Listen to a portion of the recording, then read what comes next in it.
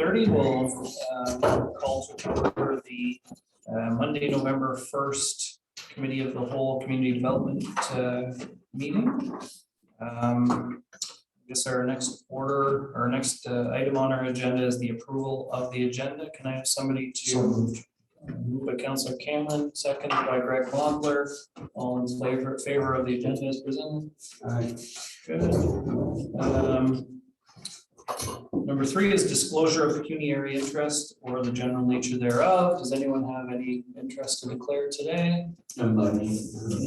Hearing none, we'll go to number 4, which is business arising from previous committee meeting minutes.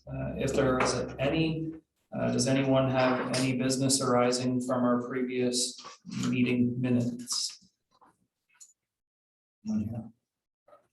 Hearing none, we'll move on to number 5, which is delegations and presentations, and there are none, which takes us to number 6, which is action and information discussion items. 6A would be the zoning bylaw review with Steve Pence. Welcome, Steve, and Jordan Jackson. Welcome, Jordan. Sorry, I forgot to say that at the beginning that you were with us.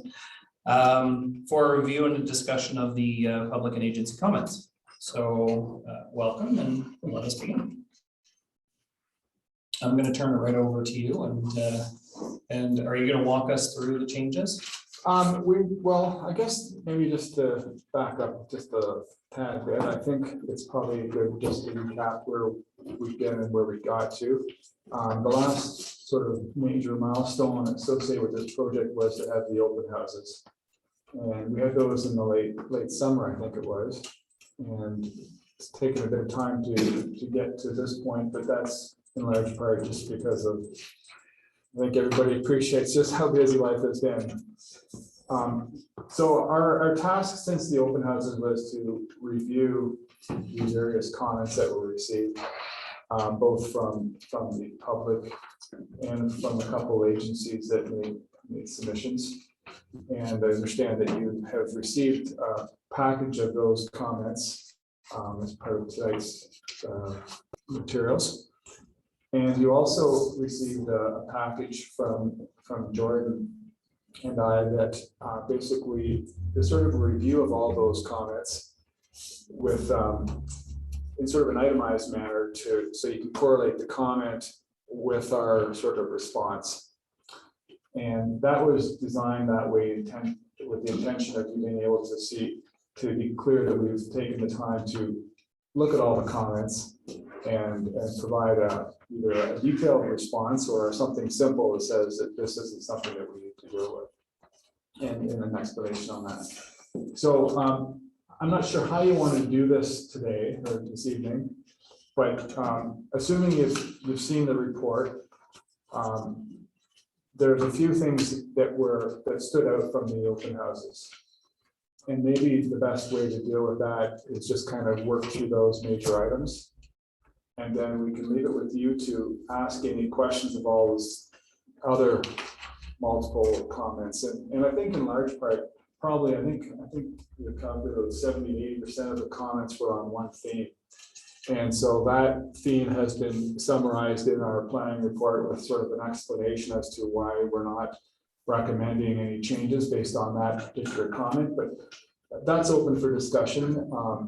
And of course, we're here tonight to, answer any questions that you have with respect to any of the comments. And I guess following tonight's meeting, our intention would be to go away and update the draft with any recommendations that we've suggested, and those recommendations are outlined in our report. And any other direction that you give us tonight from tonight's discussion, and come back at the next meeting with a track changes version of the bylaw. So what you have for the open house was a clean version of the bylaw, all just a fresh document. We come back with one that's marked up that shows exactly what's changed, so that you can understand what revisions have been made. And at that point, if you're satisfied with that document and no further changes are necessary, then we can schedule a public meeting. So for tonight's exercise, really, I think we should focus on sort of those key topics that came up as items at the open house, and then leave it with you for further questions and answers. How's that sound? Mr. Mayor? So thanks very much, Mr. Chair. So just, if I could just make a comment in response to the planner's comment. Sure. So first of all, I want to say that the process up to this point in time, in my opinion, has been a completely open, transparent, and wholesome process. And I think we've provided more than ample opportunity for public comment. And I think you've done an excellent job summarizing the comment that we've heard. And Mr. Chair, I just wanted to recognize the manner in which that public comment is summarized here. Page number? Well, it's all of the pages, All the beginning pages. on pages 18 of 223 and then forward from there. Yes. So I just want to recognize that because that becomes part of the record. Now, the other thing I'd like to note, Mr. Chairman, is that this is the follow-up meeting to those public meetings that were held August 4th. And I note for the record that we have no public in attendance here this evening, other than members of this committee. And I think that's a notable thing to indicate in the record. So now, as to how we proceed here tonight. So we have now the planner's report in front of us. And as I look through this report, I see within the report, as I go through it, 3 or 4 places where there's a recommendation made, or there's a recommendation that there be no changes to the draft.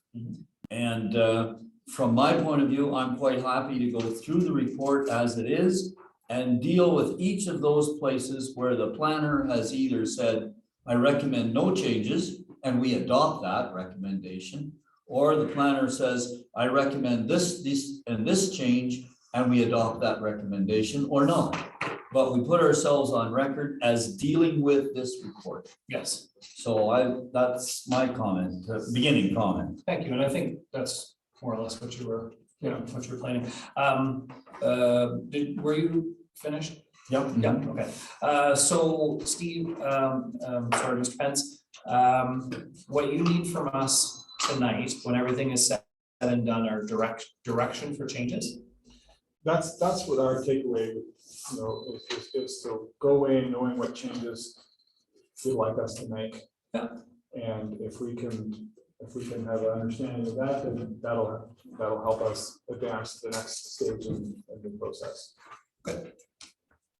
And that's really the only direction from, Good evening, folks. that's really the only direction from us that you're looking for this time, right? Just so that I'm making my notes for all of that. Okay, so do you want to begin with walking us through? Sure.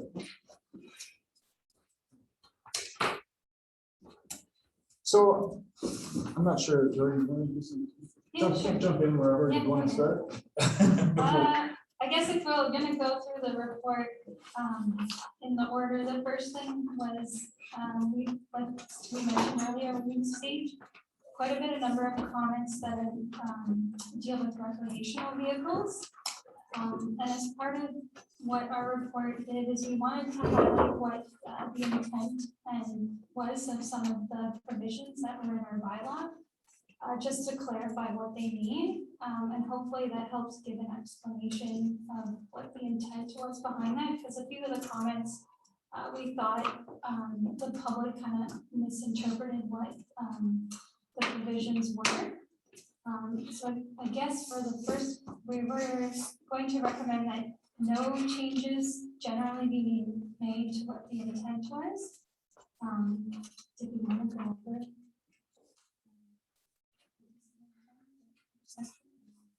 Yeah, we don't want to necessarily be here all night, and I don't think you do either, but I just want to be clear that if there's any questions about anything in the report, don't hesitate to ask. With respect to the recreational vehicle theme of comments, our recommendation is that the way the bylaw is written today is structured such that recreational vehicles have a place in the township. And that's very clear. They're allowed to be permitted in a zone where where a recreational vehicle or campground is permitted, but they're not allowed to be used as a dwelling unless they're zoned for it. There's a couple exceptions to that where you can use it in a temporary use situation during the construction of a building or a major renovation, as we're suggesting. So on that basis, we think the bylaw is solid on how the use of RVs are to be regulated. So we're not suggesting any changes are made. It seems that there were lots of comments on that topic, and in large part, it's probably to do with misunderstanding or not, maybe. I guess it comes down to the intent of what the bylaw says. And so we think that the intent is clear in the bylaw, and that has been carried through. We set that out in our report. So unless there's concerns with that recommendation about what the intent is, we're not, well, we don't feel that there needs to be any changes. Right, let's just stop for 1 second, Stephen. I'll just, because I do think that there's probably some comments or at least some questions from committee members with respect to this discussion. So I'm going to start at the left side with Chris, and then I'll come across. Okay? Yeah, I mean, I think what we're seeing here though is you know, whether it's a zoning bylaw change or other bylaw changes, there's a lot of obviously attention to this one particular issue. I think we've talked about this a number of times, and to your point, spent many hours here in the independent debate as we do with this. You know, and I guess the message from the public really is, you know, that they're worried about what this does, although I don't think we're changing the scope of this law. You know, as far as them being able to have somebody sleeping at one night sort of thing on a weekend. And so I don't know that there's anything we can do to accommodate anything there. But I do know that's a concern that the public obviously has, and we're seeing it on the results here. And I don't, you know, it just seems like not addressing that in either this in the zoning bylaw or some other bylaw that allow us to have that occasional use somewhat permitted. I think we're missing something here as far as getting attention to this issue. So if I understand, sorry if I just. Nope. If I understand, you think that the bylaw should address a period of time for how an RV can be used sort of as a sleepover facility kind of thing? Yeah, I think that's what the public is asking. That's what they're what asking we're for, getting from the public. yeah. And so, you know, we have to obviously take a look at that and see what exists, see if we can do something there with that. Right? And I think we've had this conversation. I don't want to go into too much like that, but you know, I wouldn't mind if we had some sort of a discussion at some point about how to incorporate something into our system. So there's a couple of ways that could be dealt with, and I would say that it's very common to not provide that kind of specificity in a zoning bylaw and leave it to kind of the enforcement matter, and that's essentially the way your current bylaw operates. You leave it to an enforcement situation. Somebody's using an RV as a place of residence, then they're offsite, and there's a responsibility for enforcement.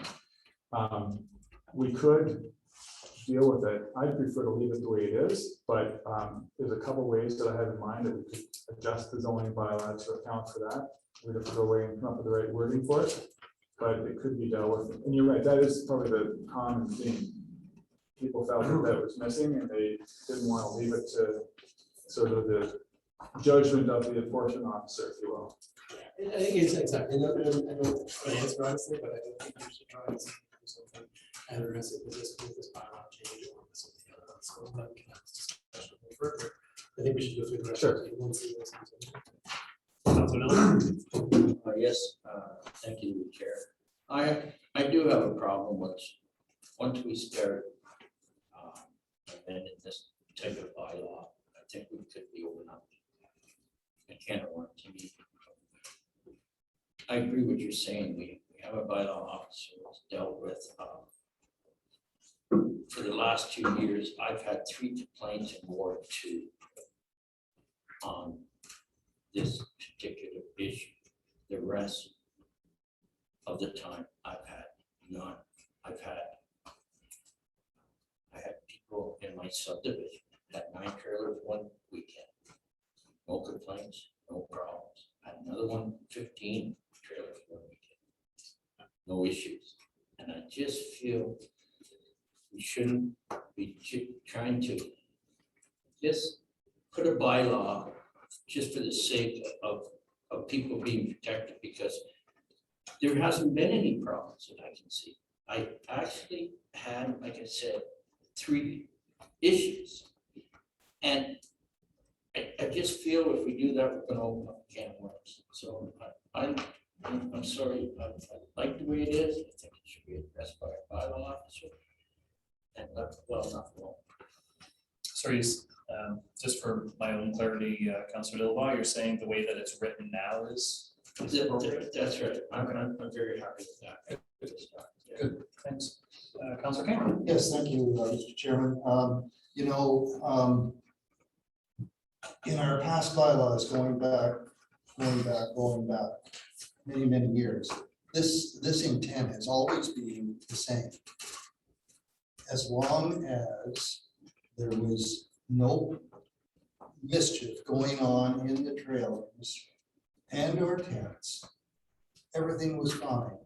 We didn't get these complaints until just at this zoning bylaw change for a few reasons, but in the complaints, I didn't see anywhere where anybody offered to tell us what to do when that trailer that is on an empty lot becomes either abandoned, derelict, the roof leaking, or things like that, how we clean that all up. It's never been mentioned.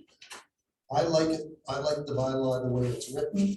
And on page 13, there's 2 recommendations which you have given to us that would help address it. And really all it is people have to understand the intent of the bylaw as it goes, because we've got to be able to have some authority where it comes to a problem area. We've got to be able to deal with it.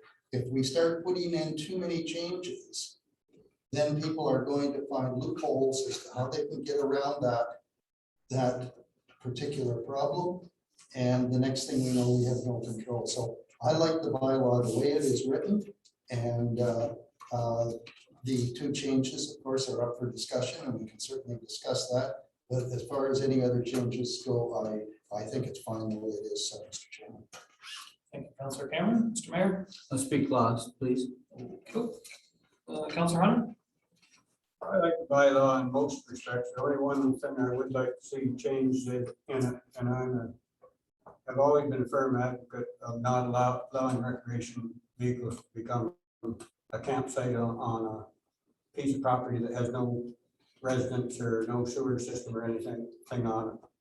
But I think there's one exception we should make to it, and that is there is special occasion things that take place in the rural area, the township events that take place that residents allow campers to come in and camp in their field for the weekend because there's a special event. It's either a music event or an archery event or a horse event or a big 4-H event that was on. I think there should be some way in there that that's permitted, whether it's by a permit, they apply to the administration and say, we want to have this and we intend to use this field as it, and they get permission for it. But I don't think there should be some mechanism in there to allow these events to take place, because they do bring people into the township and they do help that out.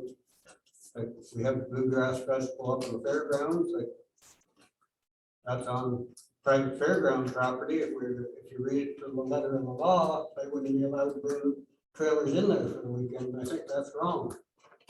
There should be, township should know that it's taking place, but I don't think we should be stopping it. As far as the rest, I agree, because, Seven Nation, that was one of their comments. They don't want to see trailers on private land near the river, along the river and parkland and stuff where there's no sewage disposal and stuff. But for one-on events, I think if the township's okay with being in that location, there should be a mechanism of giving them permission to do it. Not just a flat out.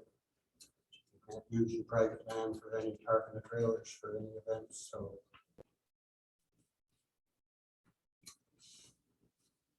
Good. Good. Thanks, Councilor.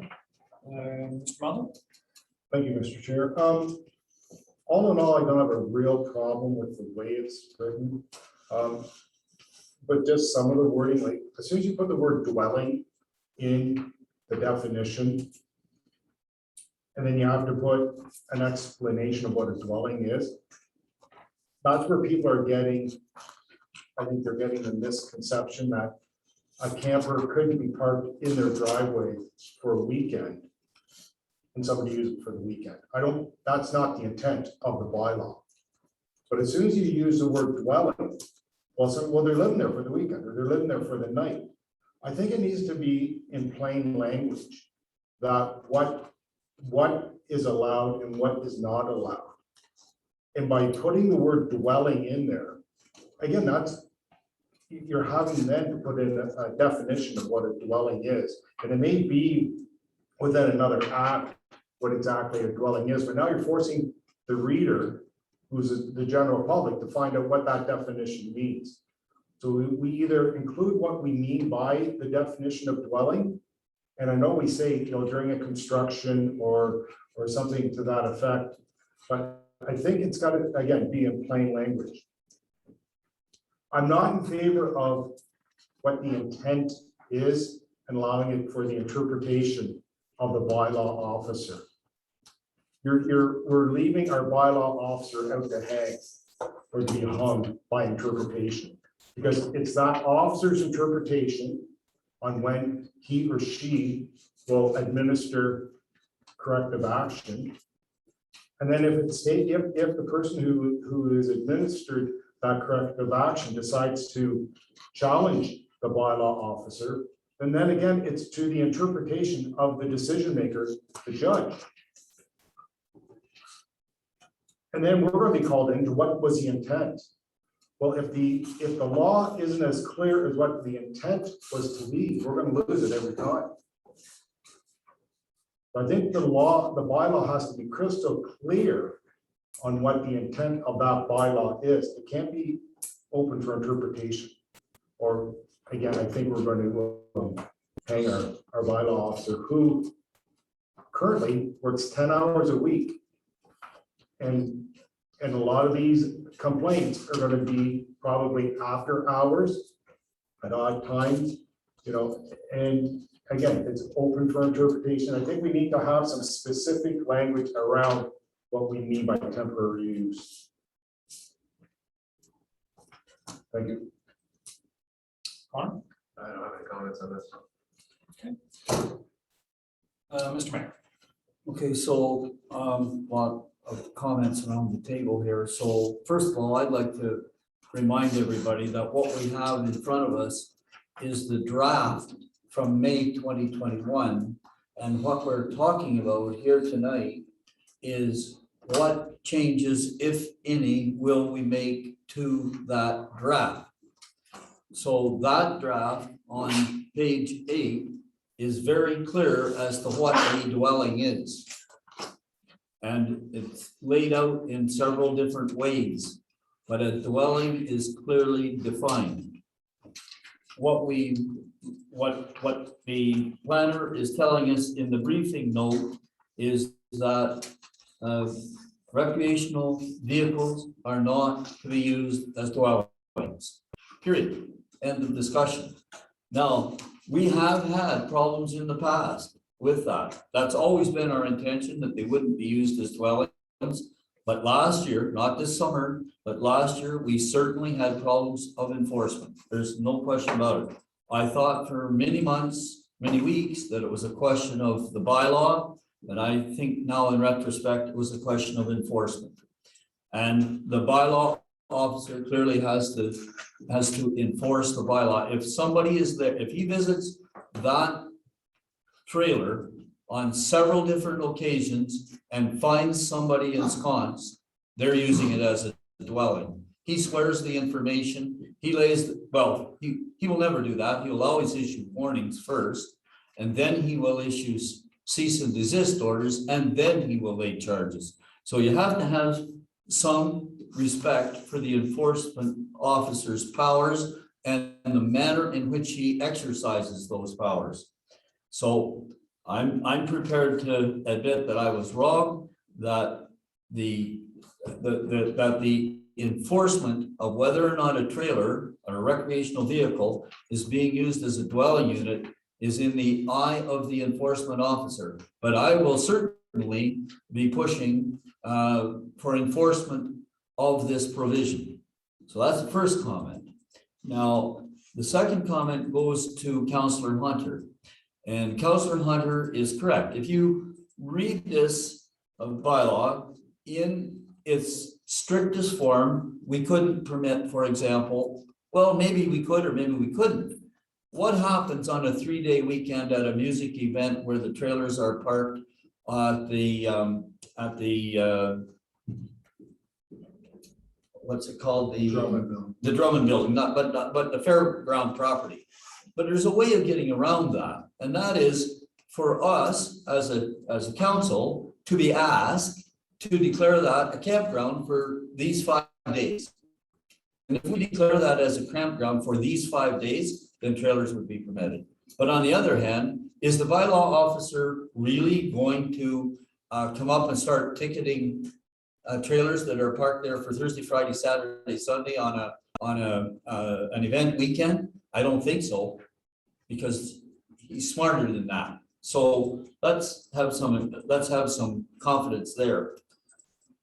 But where I do think we need to look is on page 13 of the report that we have in front of us, where it's recommended that section 3.22 of the draft be revised to permit the use of a recreational vehicle on a temporary basis during the course of a major renovation. And I'd be prepared to accept that recommendation.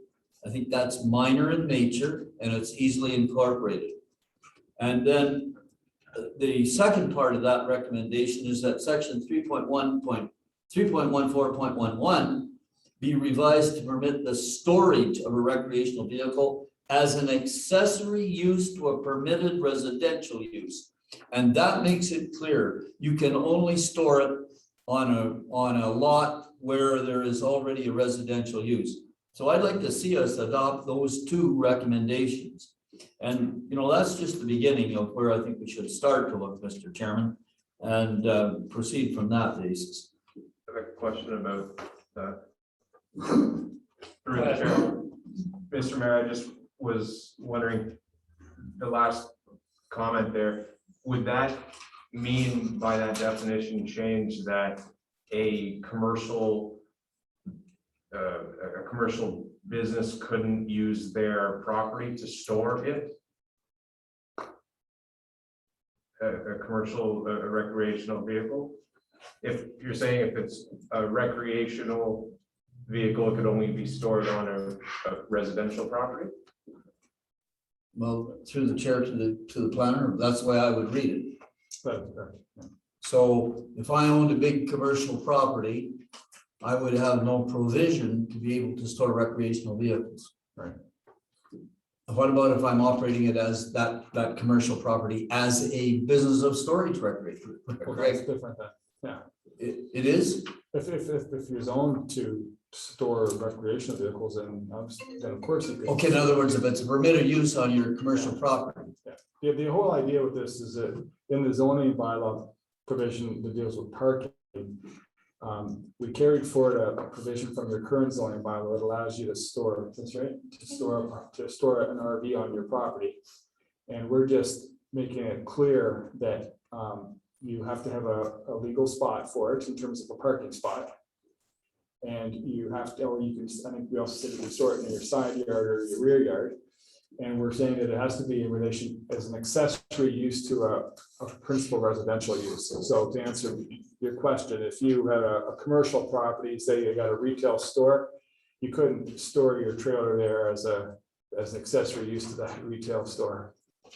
Right. Oh, as like an office or something Yeah. using it, but you could be allowed to park it there over the winter and not violate the bylaw. Well, according to the way it's worded, you wouldn't. You'd only be able to store it where it's a permitted storage use, or if you've got a house where you live, you could store it as your, just like you keep your snowmobiles and they're smaller, you put them in your garage, right? But RVs, you leave them outside, so if you occupy that residence, you can store your RV there. Yes, Through Mr. Chair, but I think the nub of the issue that's being raised by my colleague here, the nub of the issue is, I own a residence, but I also own a large commercial enterprise, several acres. And rather than store my RV at my home, beside my house or behind my house, I'd prefer to store it at my place of business. Yeah, I get it, and it's just. Can we accommodate that? You should be allowed But- on any of your properties, not But- just but- business. Through the chair, through the chair, Connor, and wait until person previous is finished. so Mr. Chair, through the chair to the planner, the issue then would be, how do I, as the owner of that commercial property, how does the bylaw prevent me from not only storing my RV, but yours as well, and yours as well, and yours as well? You know, that's where we would have to somehow deal with that issue. And the reason I raised that is that in a previous life, I had exactly that situation. I preferred to park my boat, my trailer at my yard where I stored my buses. Super valid. It's a good point, and we toyed with having a provision there that even limits the number of RVs you store. Say, you know, you got two of them, you know, that's store one or two, right? To your point, I get it. It's very practical consideration that we can see about.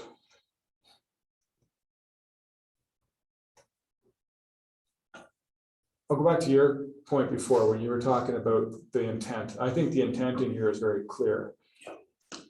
The difficulty with bylaws is that the more clarity you try to bring to one issue, the more opportunity you run the risk of running afoul of other and bringing inconsistency into the bylaw. So to deal with those kinds of issues, which are valid ones, it makes it tricky to make sure your bylaw is consistent internally. And that's why some things have to be left, in my opinion, to some reasonable measure of enforcement.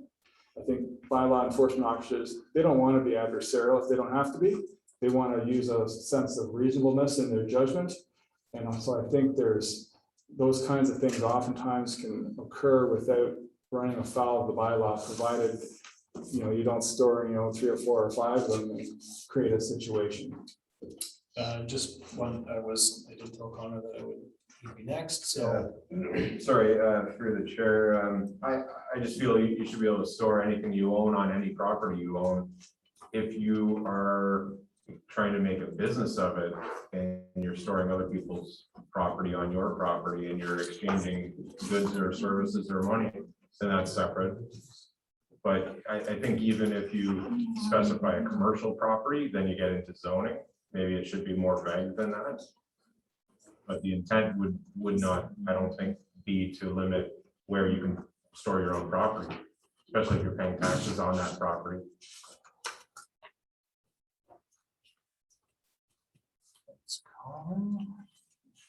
Mr. Mayor, sorry. So now we've got 2 issues on the floor at the same time, and one is the issue of using the trailer as a dwelling, and I think we beat that one to death. And we understand that the bylaw is robust enough to deal with that one. Now we're down to just now the storing quote parking, where and when it will be permitted. And also another issue has arisen, which is it 1, 2, or 3? If I store my RV and my boat, how much how many, and I think especially as it relates to the settlement areas, it's one thing if I'm in a rural area and I store my boat and my RV in my back 40. It's quite a different thing to store my boat and my RV in a small residential lot in the middle of the settlement area. Our legal definition of boat on land is considered a residence, right? So. maybe that's a toilet. Do you have that? Sorry, that's Yeah. with the that's dwelling definitions, yes. But through the chair, just for clarity on number 2, what the mayor is proposing, I guess it's the same question. I have the same question that the mayor. So if I have an RV, I'm allowed to store the RV. As long as if I have 2 Sea-Doos, they're both recreational vehicles. Well, not by definition. They're licensed. Well, By read driving. the definition. On page 11.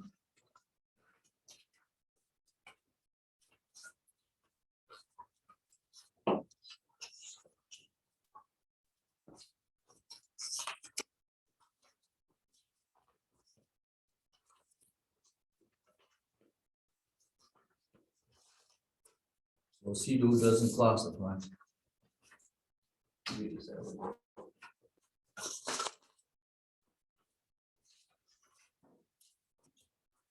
I'm just trying to. Doesn't include boat. Sport. It doesn't include boat at all. I mean, if you can sleep on your boat, if it's got a cuddy in the toilet, it's a residence. Counselor Hunt? I just have one comment over the story. I think our intent was here that we didn't want recreational vehicles just stored on a vacant 10 acre, 20 acre lot that somebody bought and just parked 2 or 3 trailers out on it where there's no supervision or nothing over that. I think that's what my intent was, what I read in the bylaw to, as far as like being out in the rural area, I could go and show you 3 or 4 farms that have 2 or 3 people all working on a farm. There might be 4 RVs stored beside the machine shed on the farm. Like they're not on a vacant lot, they're on a farm, operating rural farm. I don't think we have any intent of stopping that. I think the point of the storage was that we didn't want people just having buying a 5 acre lot out on 5th concession or something and just going and all like show down, we've got 3 trailers parked in there, and every time that somebody drives by, well, we're not using them, we're just parking them there. When you're on a rural area and you're actually, it's a farm or it's a hobby farm and 2 or 3 people are living there and they all have trailers, I don't see anything wrong with them for the winter storage at the park, the trailers beside the building. So out in the rural area, I can see in town where it's usually it's taking up all the area there, that's a different thing. I know we've never had any complaints about it and stuff, and I think we really, when we start getting into too fine, as you said, trying to define it too fine. And we just get into nitpicking along what has been brought up. You have the neighbors that have a fallout, that's why we got 2 trailer parks, we're going to have 1. It's through you, that's exactly the point, is that there's a lot of things. We're looking at all kinds of situations that partly run afoul of zoning bylaws. The intent isn't to try and catch everything there, is to regulate the use and of like regulate land use to the extent that we can, but I don't think you can be everything to everybody. That's what I'm saying here. Mr. Mayor? So is the solution, is it possible? And becomes administrative, it could possibly become an administrative nightmare. But we've defined it here fairly rigorously. And to accommodate the kinds of one-offs and things that we're hearing, is it possible that we as a council could institute a permit system? And the permit system, you could come into the municipal office and you could buy for $15 a permit, which would enable you to store your boat or your RV at such and such a place in such and such a location for the months of October, November, December 2021, and January, February, March 2022. And you'd have a permit, we'd give you something about that size and you'd fasten it to your side of your boat, and there it would be. It's it's a permit system that goes a bit further than the zoning bylaw. Now, maybe that's a nightmare for staff. But at least it would recognize these one-offs and things. Suggesting something like a fire. Yeah, well, we're instituting a permit for, a charge for permit, fire permits. This is just a different kind of permit to recognize things that do happen. Interesting. Councilman? Leave it well enough alone, permit to be a total nightmare. I mean, it opens the door to that conversation we had about, you know, if they have a permit to say it can stay there, they're bound to sleep in it, and then you have that other conversation as well, which, you know, sounds like If I may, sorry. to- You may, yes. That number 2 recommendation says it is recommended that that section of the bylaw be revised to permit the storage of a recreational vehicle as an accessory use to a permitted residential use.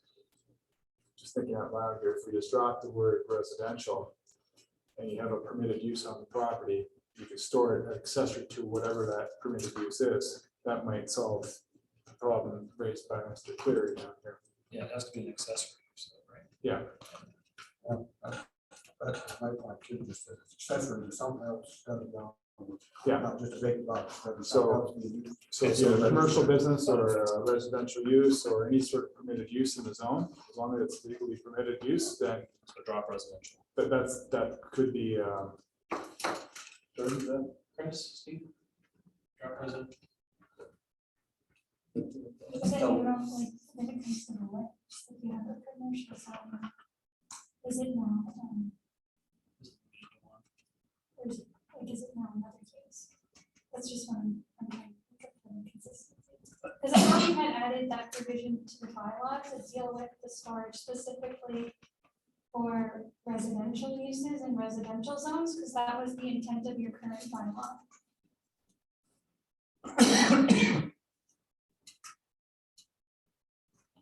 we understand the issue here, so maybe if it's okay to leave us with direction to solve that problem in the draft that we come back with. Fair enough. It's gonna come back as a track change. It's gonna come back, but if the committee is in agreement that that is a, I mean, I don't want to put words in anyone's mouth, but if you are in agreement that if the consensus is that is the intent should be to allow it in relation to any type of use, we can come up with the wording to implement that. I just don't want to do it just on the Well, I spot. got 4 nods there and I need a couple of nods over here to track those. Because I've got leave it alone written on everybody up till now, so. I do have, through the chair, if I can poke a loophole in that.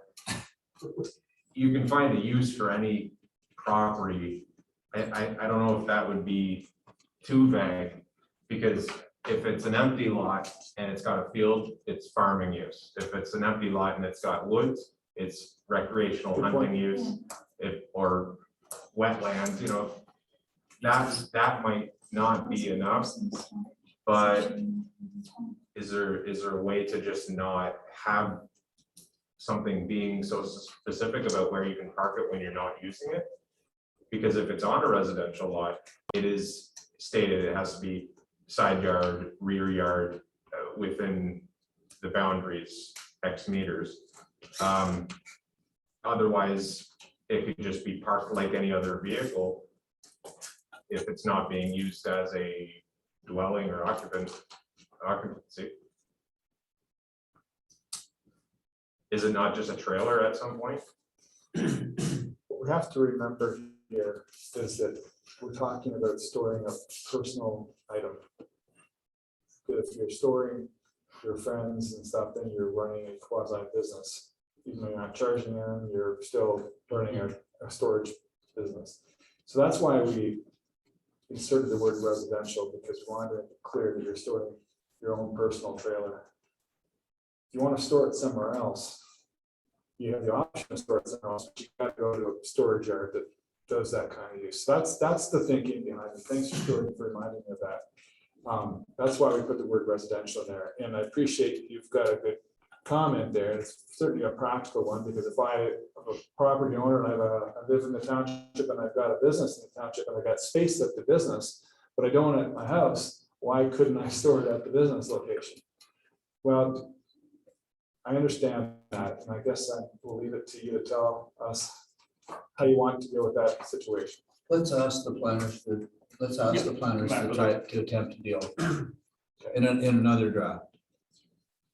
Yeah, I think though, generally speaking, with respect to everything else, looking at everyone else's comments, I think everybody else is pretty comfortable with the way that it's written.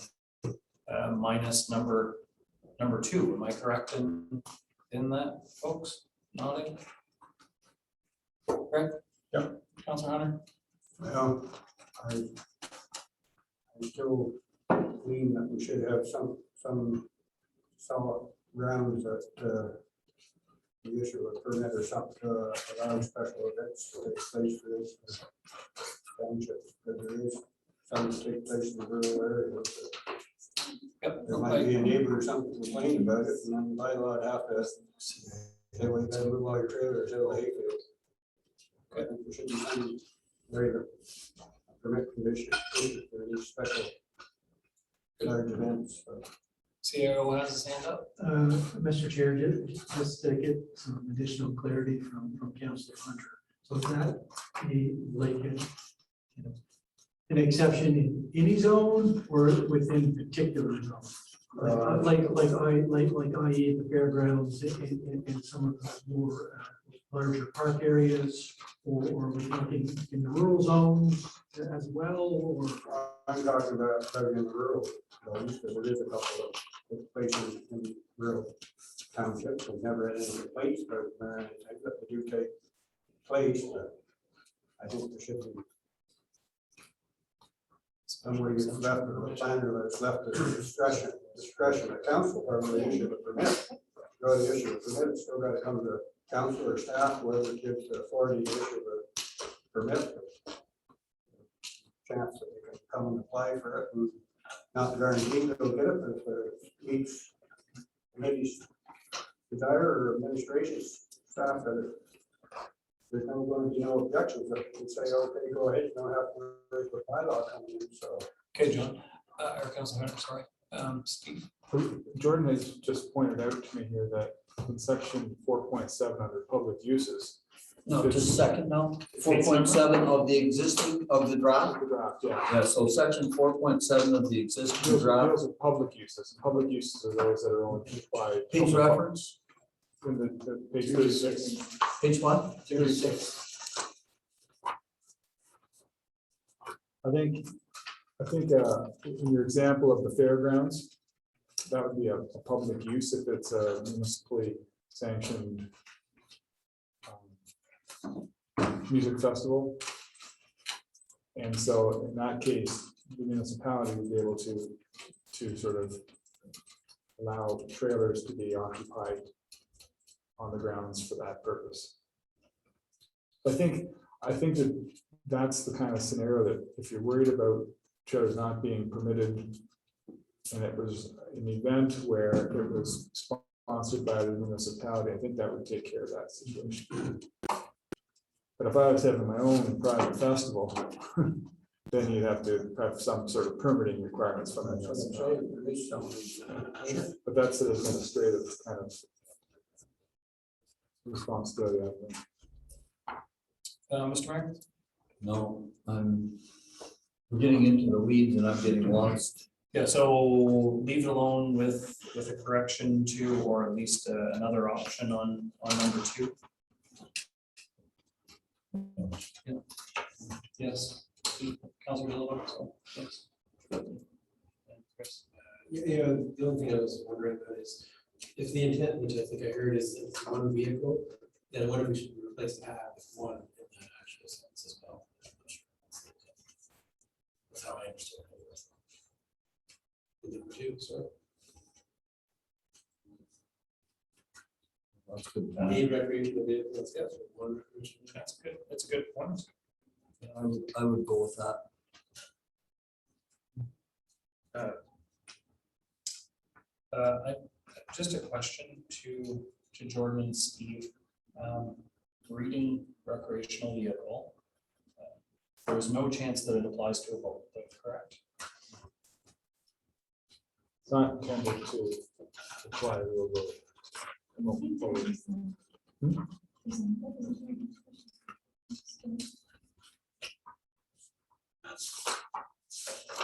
Well, vehicle or trailer that is designed to be towed or propelled by a motor vehicle or self-propelled.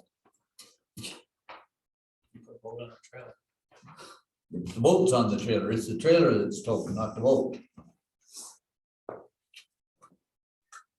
I'm the comments with like, you dock and even the motors and that along the river. Self-propelled. It's true. Yeah, self-propelled water.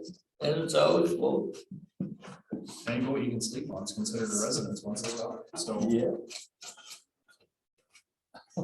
She is. Well, I'm not so sure. Well, yeah, that's it. Okay, Just a question. yes, then we're moving on. I just wanted clarification about what Chris was talking about earlier. Are you saying that, would that make it effectively, you could limit storage of only one recreational vehicle on a property? Yeah, well, I think that's what I was hearing from the committee as well, was one vehicle, right? Yeah. I don't think we want that. Going back to what we were talking about earlier, motorhome RV that you tow, and then a Sea-Doo and a boat, and another Sea-Doo, and then a four-wheeler, and then an ATV. One person can own all those. Through the chair. Through the chair, they're not part of the definition we're talking about. Not, can you repeat that? They're not in the definition of a recreational vehicle for this purpose. You're right, they are recreational vehicles, yeah, but they're not designed to be lived in, right? The ATV, for instance. Yeah, but here we're trying to add a boat to that definition, aren't we? Like, I'm just saying, I don't think we I'm should- trying to eliminate it, actually, not add it. I'm just saying we maybe shouldn't try to limit just one, especially going back to if you have a back 40 acres, why are you limited to just having one on it? I just heard the intent was going for one vehicle, and we say which can be interpreted as, you know, you have many on the property, that's all. I'm actually pretty ambivalent either way, but Yes, So I just play devil's advocate. you here. can. So I can think of a property on County Road 2, south side of the road. I've seen up to 4 boats on that lot over the winter. Up to 4. Now, how many is enough? Why is there too many? Well, in my opinion, in that particular lot, 1 is one too many, but now there's 4.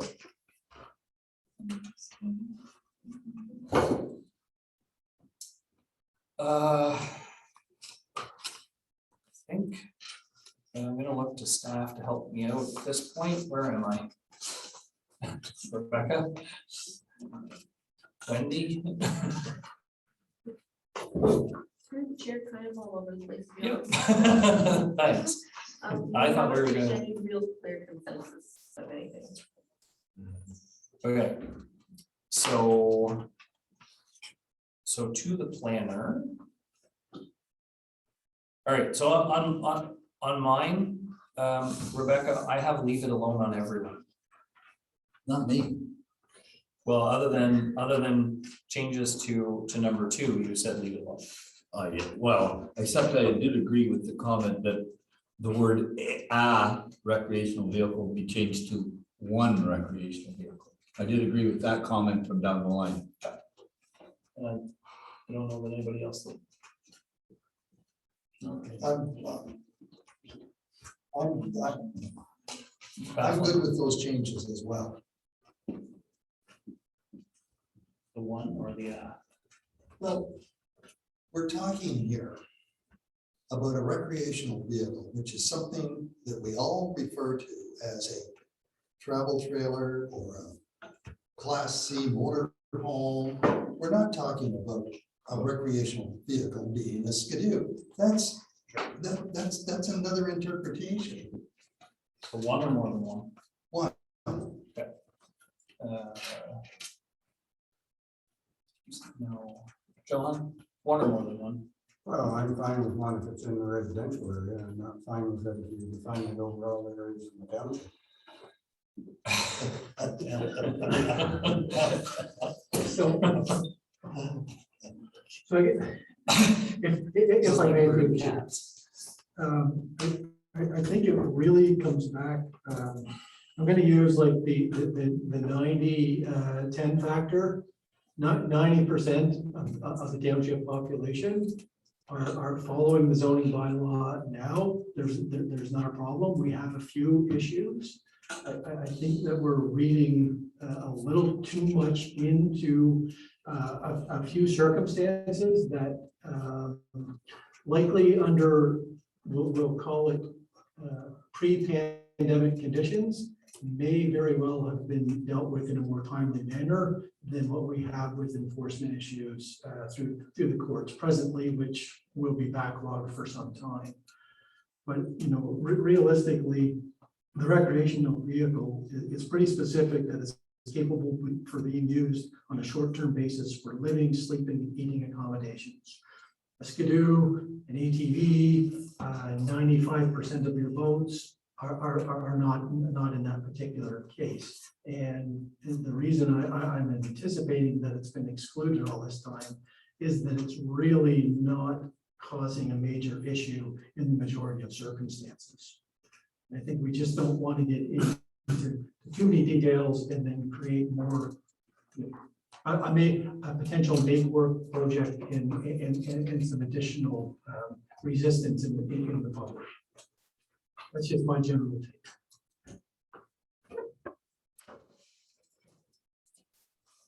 I still sense we have a divided bunch in a group, and trying to find one common direction out of that is proving to be difficult. So while I take your words, I look around the table and I have 3 different opinions from 5 different people. So I'm still not sure where to go.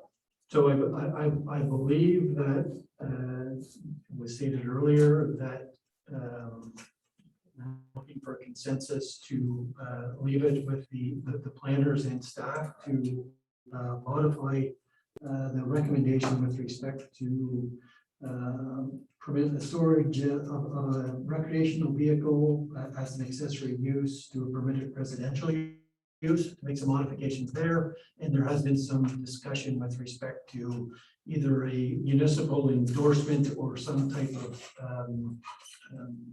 permitting for sort of special events in that regard, and how that would be incorporated. I think it's probably best to give the planners a little bit of time to digest, but I'm hopeful that they have a little bit of understanding of what the committee's looking for. Thank you. Okay, so hearing it eloquently said by the CAO, I'm hopeful that I have a nodding of heads to allow the planner to go ahead with that direction. I'm in. Seeing nods. All right, I think we have it. Thank you, CAO. Did you sort of encapsulate that, Jordan and Steve, as to, yeah, okay. All right, so next.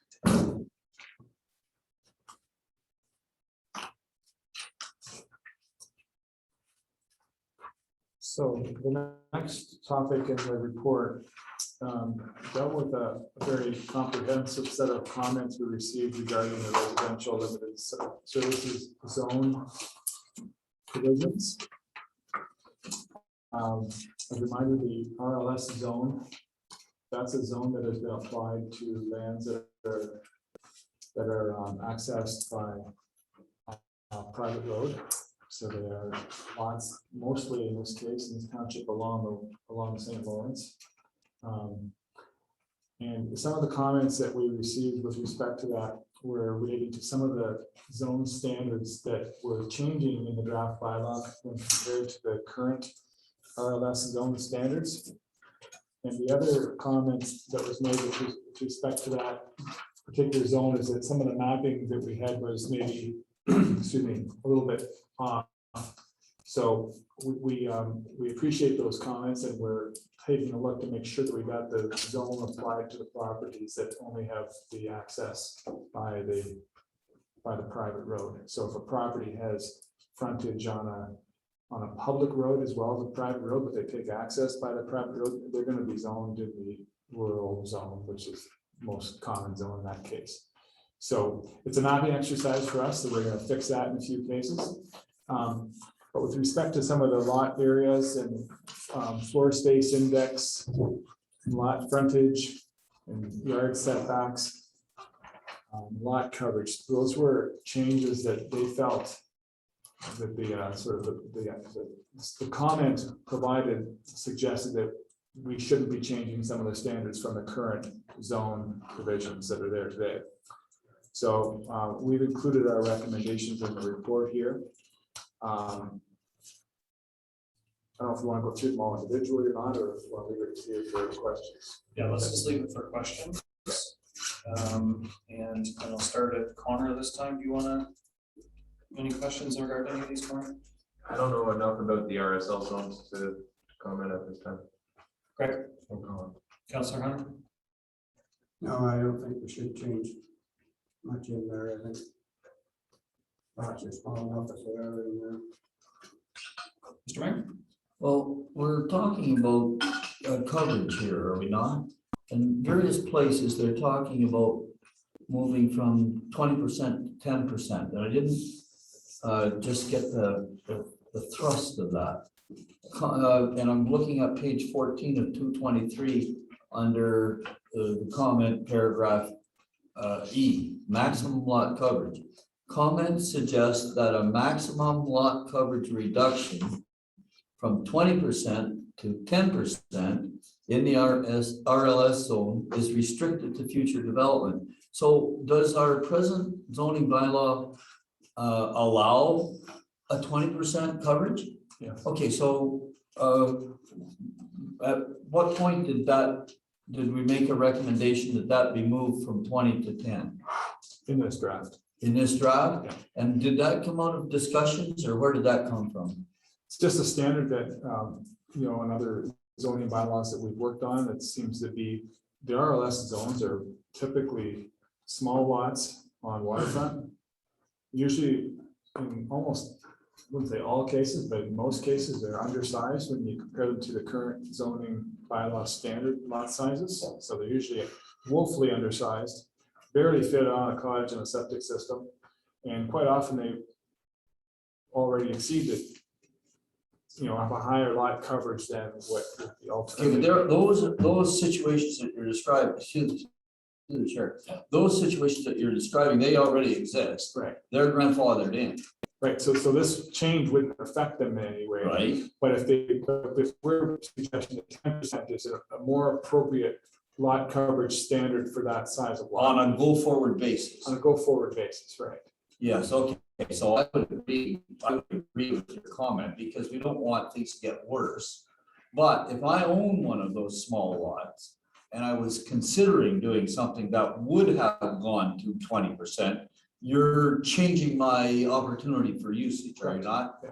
Okay, now, and I know that comment came forward because you pointed out, but did it come forward many times, or just once or twice, or like, what is the extent of this issue?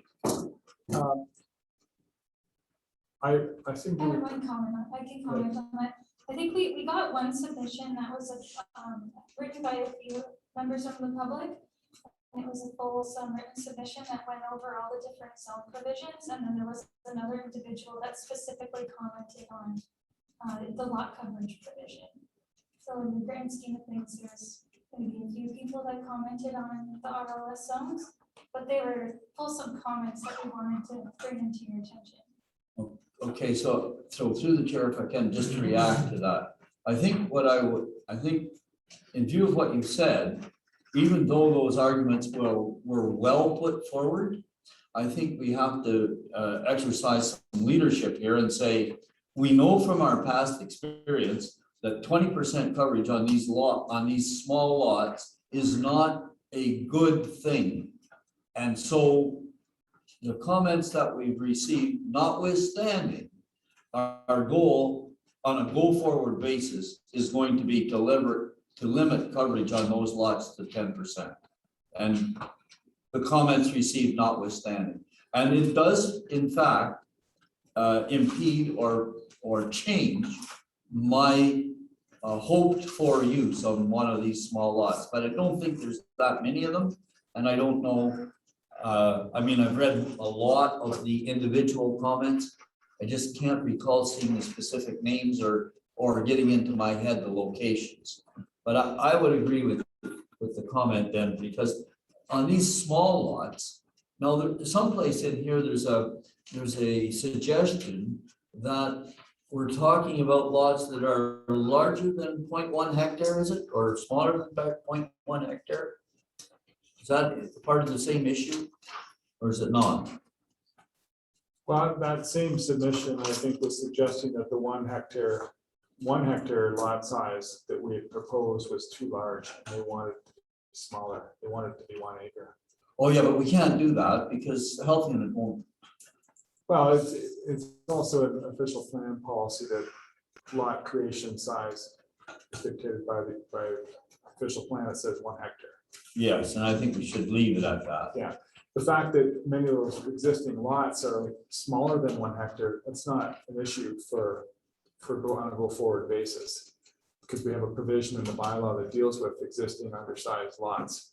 So I think that comment was just a little bit misguided in the sense that they didn't understand that there was already a provision that deals with a continuance of having a lot that's undersized. But if you're creating a new waterfront lot, it's got to be 1 hectare. So through the chair, you're saying that the 20% would still apply to existing lots? No, we're changing it. We're suggesting we change it from 20% to 10% for all RLS. Right, All- which includes existing lots. Exactly, yeah. So Okay, you could go, if I'm right, then if it's, so. What's the impact to a person who wants to build a home on that? Like, If it's a vacant lot, yeah, they're limited to 10% lot coverage, whereas today they'd be limited to, or maximum 20%. So we're controlling it more to limit the amount of lot coverage. and generally speaking, I guess it's 10. I'm just trying to get my brain around like a square footage kind of thing. So like if you were able to build a 2,000 square foot home today on a lot that was maxed out at 20%, it would reduce that square footage by considerably, right? If you Yeah, were we're to 10. reduce what they can build for sure.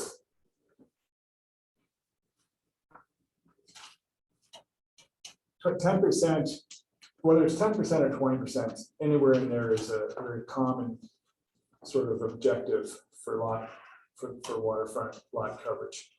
We're suggesting 10% on the basis of many other bylaws that we've worked on that uses that standard. It's never really been a problem for anybody. It's currently 20 now. It's currently 20 now. We're suggesting it's a bit high. But if the wish is to leave it at 20, it's like many standards, they're somewhat arbitrary, but there's always a rationale for it. And the rationale in this case is to try and make sure that the development on the small lot is scaled to where it is. In this case, it's on a waterfront water body, and it's a sensitive environment. Right, but those very same areas are where we're having RV and trailer issues on those very lots. So are we creating more of a problem by not allowing people to build on them? And then restricting the size, and it gets more enticing to only have a trailer on those lots than to actually build a normal sized home. But you wouldn't be able to have a trailer on that property. Councilor Cameron? Why me? No. Okay, I just want to go back to the recommendation that's on page 14. Under E, where it says it is suggested that the maximum, excuse me, lot coverage provision of the RSL zone could increase from 10% to 20%. from the draft. Yeah, it says in the draft zoning bylaw, great. So what are we doing here? Are we taking it from 10% to 20%, or are we going the backwards from 20% to 10%? We've proposed 10% versus the current 20. But as I was just saying, it's kind of an arbitrary number. If you feel strongly that 20 is a better number, I'd be happy to switch it to 20, but I'm suggesting that 10 is the number for me. And 10 is in the draft now. 10's in the draft now. And so that's what the change is. They're suggesting that the draft be changed from 10 to 20. All right, okay, I got you. Let's, sorry, Mr. Chair. Counselor? Duly chair, I myself would like to leave it at 20% the way it is. I own some property up to some upset. I mean, it sounded to me like it was in the minority as far as the number of homes who were properties been affected by this from what we're saying, so. I'm not sure if I'm assuming we're allowed to, under a special, along the way, if we had to, so we wanted 15% size house, they would come through us and it would be decided at that point in time to do the changes, so. Work either way. Mr.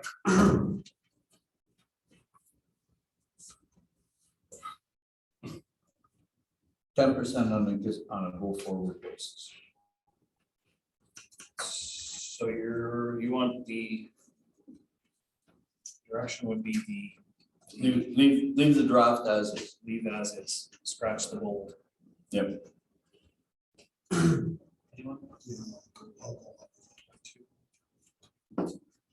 So, Steve, no, I'm no. John? Counselor, sorry. I think 10% and go forward. If you're on a half acre lot, I still would allow you to go to 2,000 square foot house, so. Mr. Mulder, Keep it at at the 10? And Connor? That's Oh, consensus. I guess. I don't know enough about the history of these types of lots. Okay, so I think then direction would be to leave that one, to leave E the way that it is and scratch the bold. Are there any other comments in regard to these changes? There is a 6 meter to 3 meter as well. Suggestion.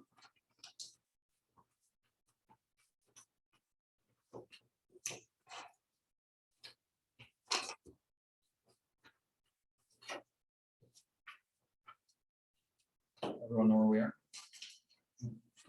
D with the interior yard setbacks. You're looking pretty close. I was hoping there might be a tiny bit of discussion on 6 meters to 3 meters, but if there isn't, then I guess it'll stay the way that it is. Well, it wasn't raised, It's not or raised. was it raised? Well, Through the it's, chair.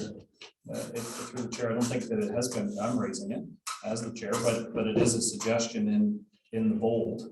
I'm trying to give direction back as to where to go with those changes, so.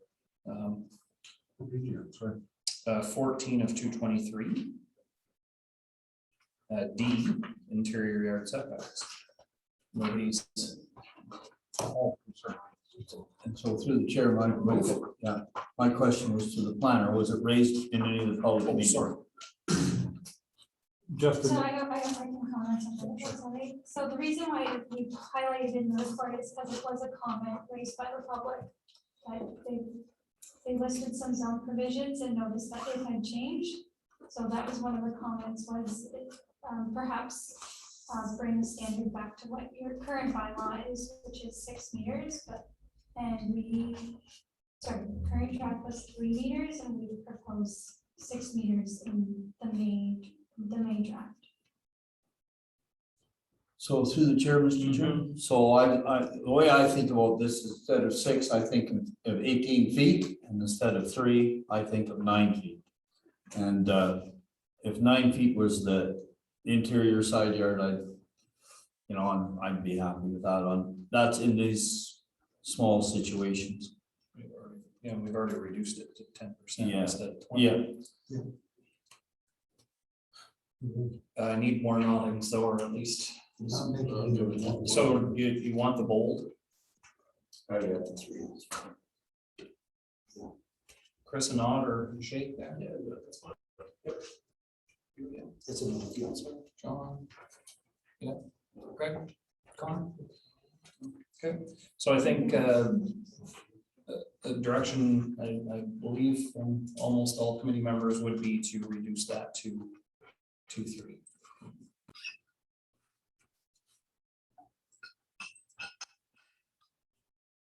Changes, should committee wish to rely on lot coverage if the sign can be removed. Is there anything else that we need to look at there? Just as a note on these lots, Dan, I don't want to open up a whole other discussion, but Yeah.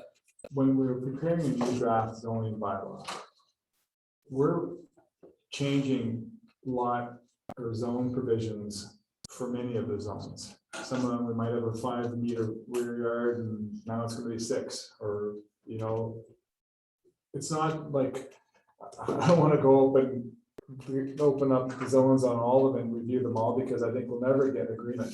I just want you to be aware that zone standards are changing as a result of this exercise. Otherwise, why are we writing a zoning bylaw, right?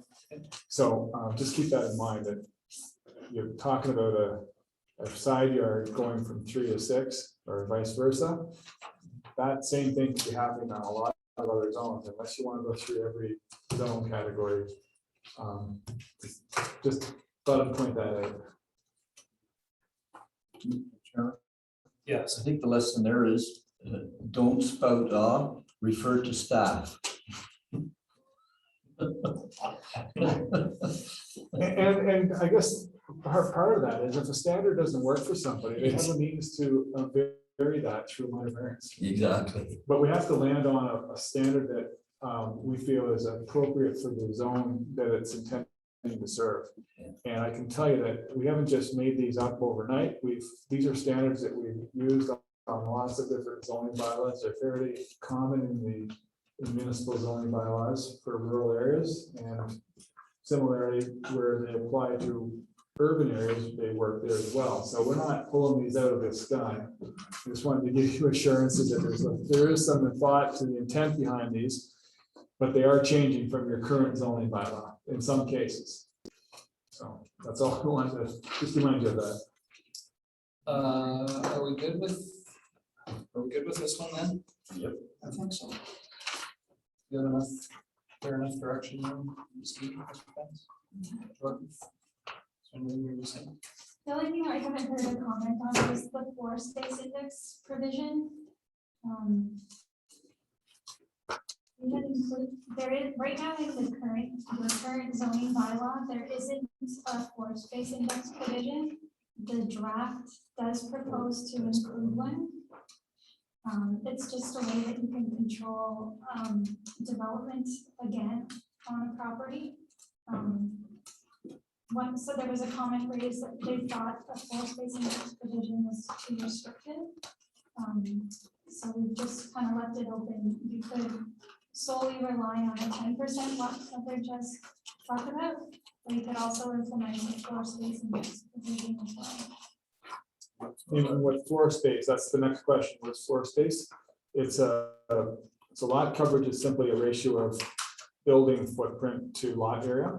So it's how much lot you're covering. A floor space index is a measure of how much floor area you have relative. So if you have a 2-story building, you could double your lot coverage effectively.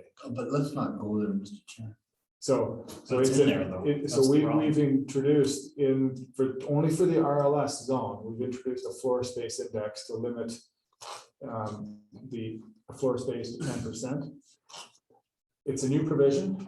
If you don't want to go there, I don't. we can yank it out. But it's deliberately in the residential limited services zone, because again, these are the small waterfront lots where we thought there might be some merit in controlling overdevelopment on small lots. And it's very easy to get overdevelopment to either build up because, so that's the intent behind that provision. And if you don't feel that that's something you want, you don't have it today. So I'm just suggesting that you withdraw. Mr. Mayor.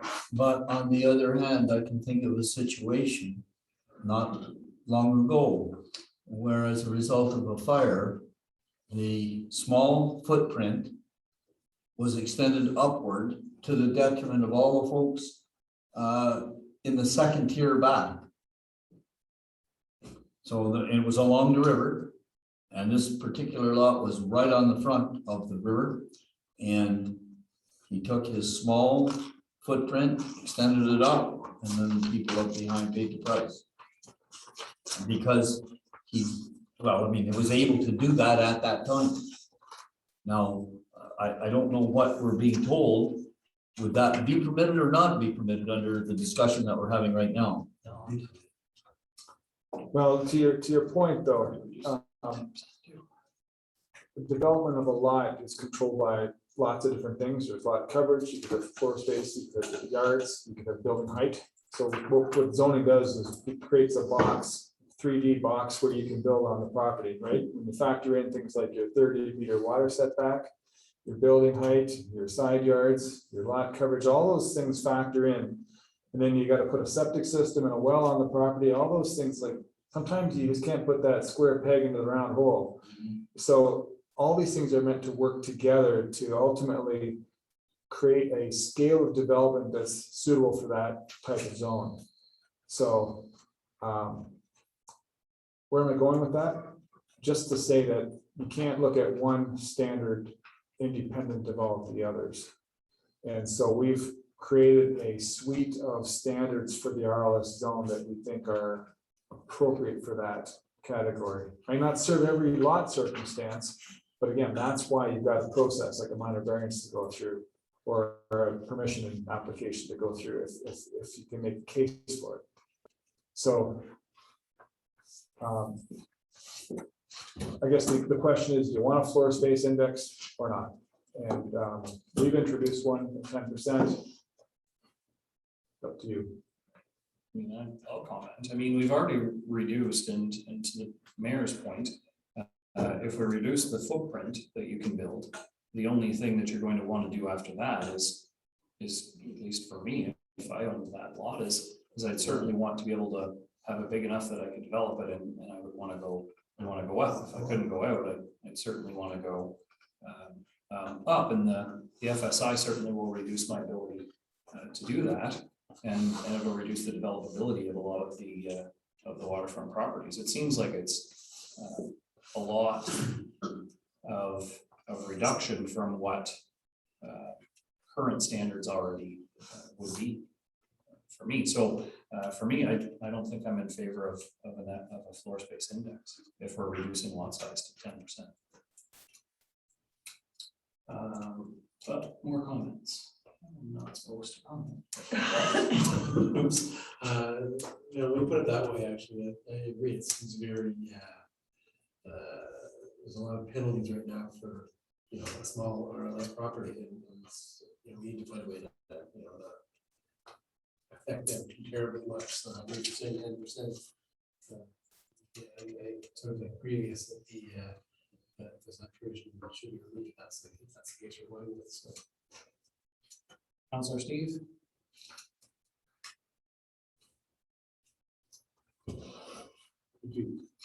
Yeah, in favor of FSI. I like the floor space removed, Mr. Chair. It's two. Mr.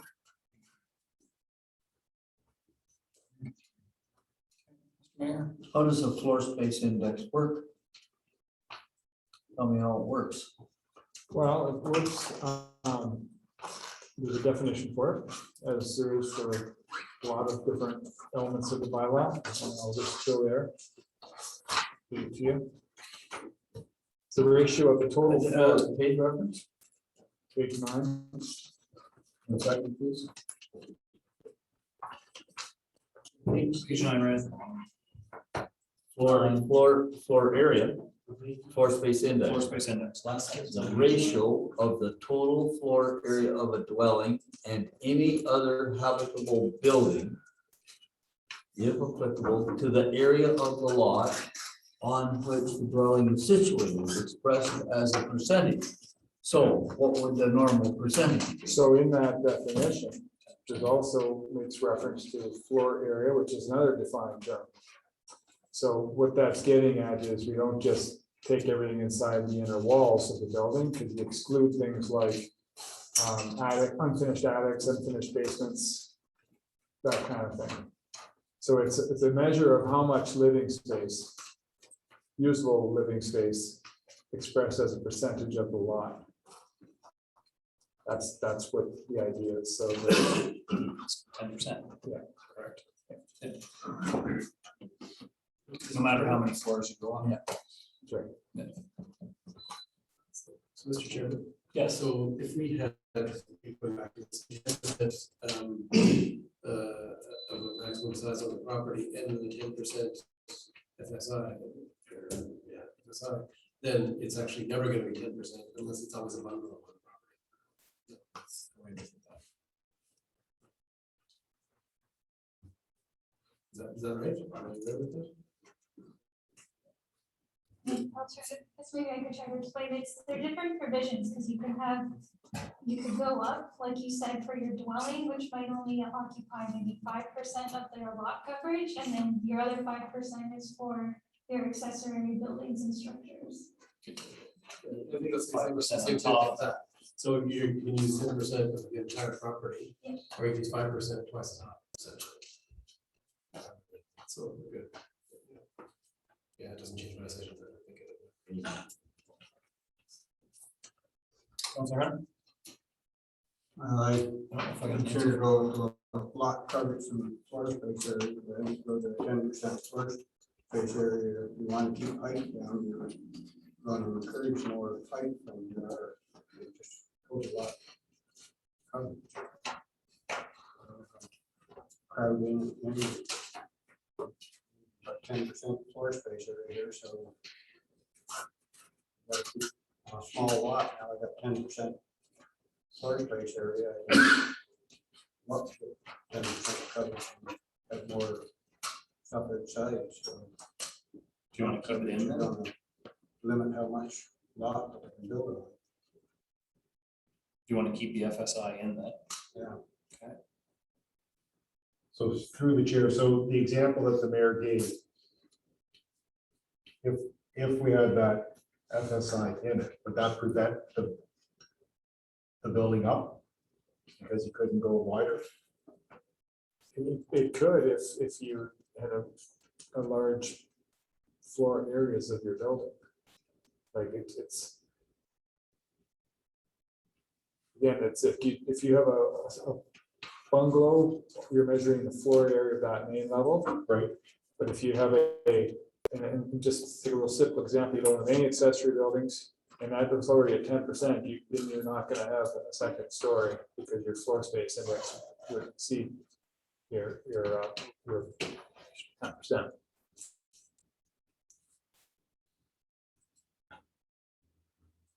So I don't see the disadvantage of having it in there. It restricts the amount of help. It restricts the amount of living space you can have on your. You could have a lower lot coverage, but your floor space index could, but then you're also covered by your building height, so it's not like you're gonna put 4 or 5 stories. Through the, are these another zoning bylaws that you've recommended as well? And oftentimes on, not in all of them, but some townships feel that they would like to have that control on waterfront. But it's not in all bylaws. And that persuaded me why we needed to do that, so, sorry. So I'm just so far, so in favor of leaving it in or taking the FSI out? I would say take it out and persuade me why we need it, sorry. It's foreign to me, but it seems to introduce just more issues at this stage, so it seems to overcomplicate someone like me who's not familiar with it to begin with. Okay, so 1, 2, 3, 4. Good, 7. 6, 6, 2. 6, 2. You would count. Okay, so direction would be taken.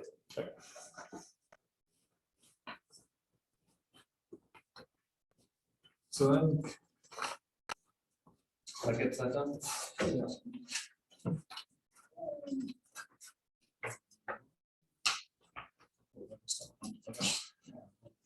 Okay.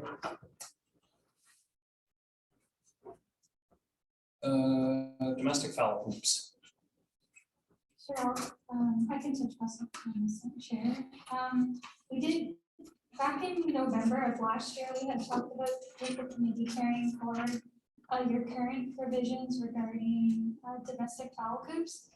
We did get one comment, which we thought was a pretty thorough analysis of the proposed bylaw.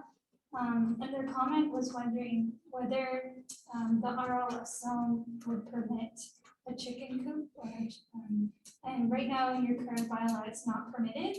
But when we look at what the draft provisions are to allow that on a property, you have a minimum lot size of 1 acre or 0.4 hectares. So we thought about recommending that you revise your bylaw to include it in your RLS zones, just because there are other provisions in your bylaw that would control that use on a property. And this way it kind of goes to the earlier direction that you did want to allow this use in your rural area. So it's one, just kind of bridging the gap of permitting the use in the rural area. Okay, Connor, I'm gonna start with you. I think you probably have a few comments on this one. So I support that. I still stand by my original feelings where you could have a huge amount of birds in a small area and still maintain cleanliness. And I think, yeah, that was an oversight previously but I think 1 acre is plenty for a large amount of poultry. Well, Counselor Hunter? I think it's all right to allow it in there. We have the restrictions on what they can do with it, so. Mr. Mayor? I'm gonna pass this. Counselor Hunter, or Counselor Cameron, sorry? This does not apply to residential areas, does it? This would just be, right now, your bylaw, you allow it in your rural, or sorry, your hamlet residential, which is for your smaller hamlets, and then you allow it in your rural and your agricultural zones. Right. We don't allow it in your strictly R1, R2 Right. residential zones in your urban areas. This would allow it on larger properties in your residential limited services zone. But that would be on the waterfront. Yeah. So most people have waterfront property for enjoyment of the waterfront property and the waterfront and the view and everything else. So now we're saying if you have a big enough lot, you can have chickens right next door to a small lot. The people are there and pay taxes to enjoy. I don't think it should be. So. I can live with that. I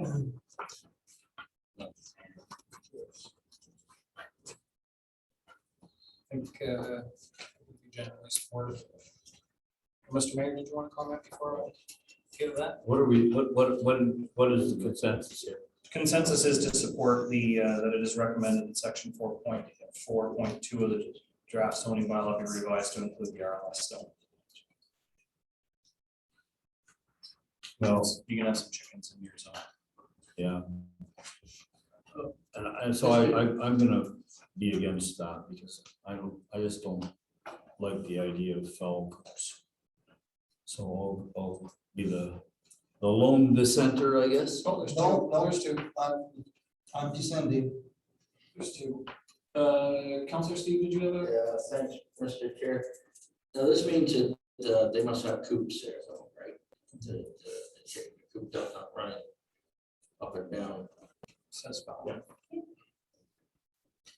We're allowed so many chickens per, we have here, right? I think Right, and now we allow roosters there? No, they're not implementing last SHA. Okay. Who says aren't allowed? Under the definition. Under the definition. Of a chicken coop, okay.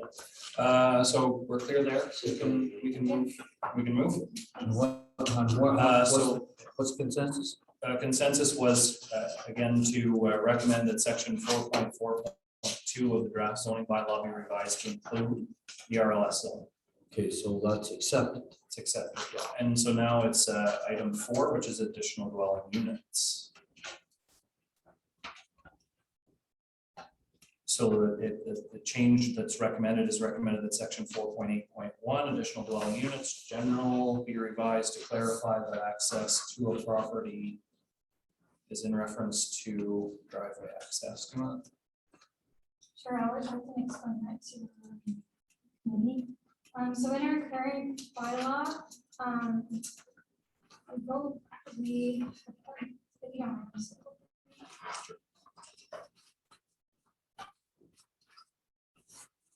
so as we have drafted it, we've only allowed second dwellings and second dwelling units on a lot where we just say access is provided by an improved street. We did receive some comments noting that there might be situations where a property has access by a private road, but they have frontage on a public road. So there might be some situations where it's not clear when we just say access is provided by an improved street. We thought it should say where driveway access is provided by an improved street. That way it's clear that we're meeting your official plan policies where we say additional dwelling units or second units aren't permitted on a property that is accessed by a private road. So it's really just adding clarity to the bylaw in terms of how we define or how access is provided for these uses. For my own clarity, I know it's not in our official plan, but are we not required, are we not having this discussion about being required through Bill 108, Bill or whatever it's referred to, that we have to allow additional dwelling units? That's something we're gonna talk about soon. Yep, that'll be part 2. Okay. So the first one was the recommendation that we just wanted to clarify in your bylaw that we're referring to driveway access for properties. So how does that relate to part 2? Sorry, it's recommended that we revised. So all it is just providing clarity Yes. to that. You just want to add that in for clarity. Okay, I have no issue with that. Does anyone have any issue with that? No, No, I agree with you on where the next conversation goes as far as the ADUs go. let's deal with the bold writing first. Anyone on that side have issue with Mr. Mayor? I can't see the issue here. Property has frontage on both a private and a public road. Unless it has driveway access on the public road, it can't have an additional dwelling unit. Is that what I'm reading? Is that what this is telling me? Is that what the draft is telling me?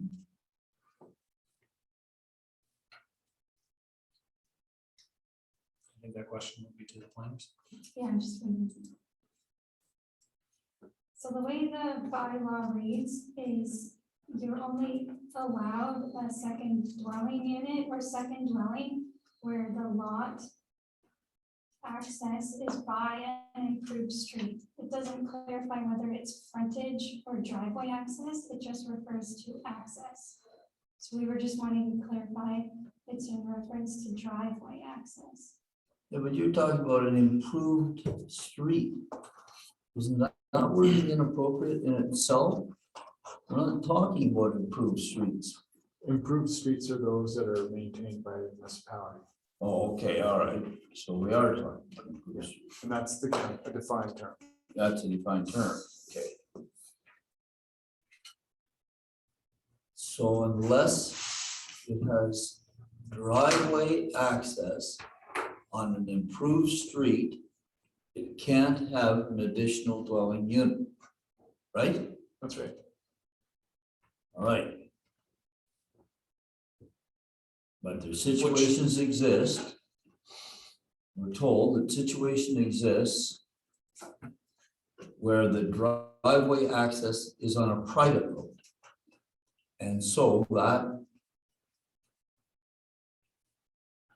residents cannot have a second or additional dwelling unit. That's right. Okay. All right. Why is that?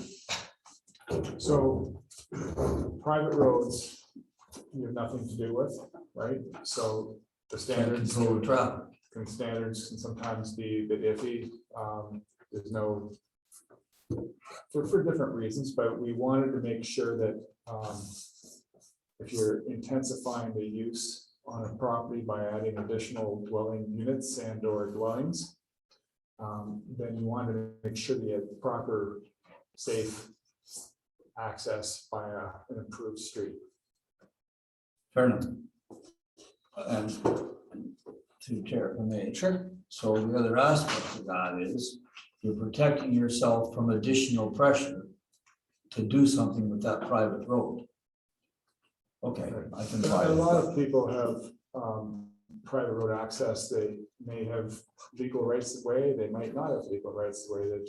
They've been old historic lots that were created.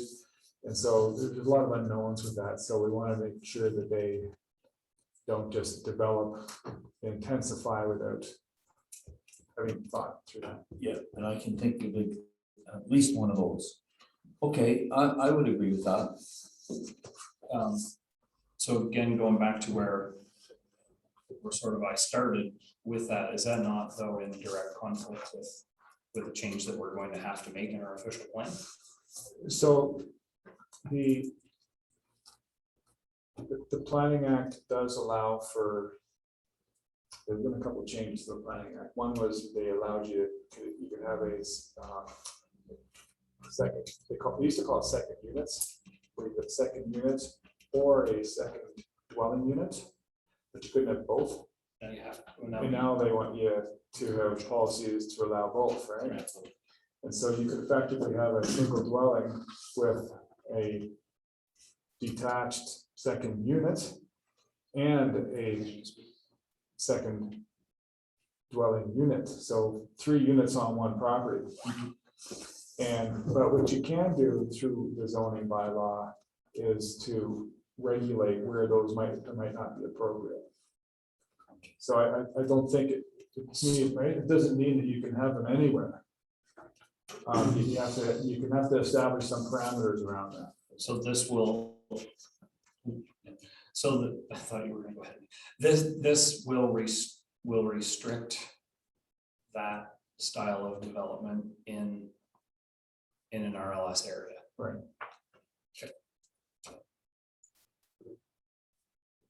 Okay. Councilor Hunt? No, that's good. Just like we've established, sorry. Go. No, I was just gonna say, just like the whole section on additional units here, we have set some parameters around that. Again, we're not just saying you can have your units without any control. We've set the standards for it. And that's just another one that's we felt is appropriate for regulation. Connor?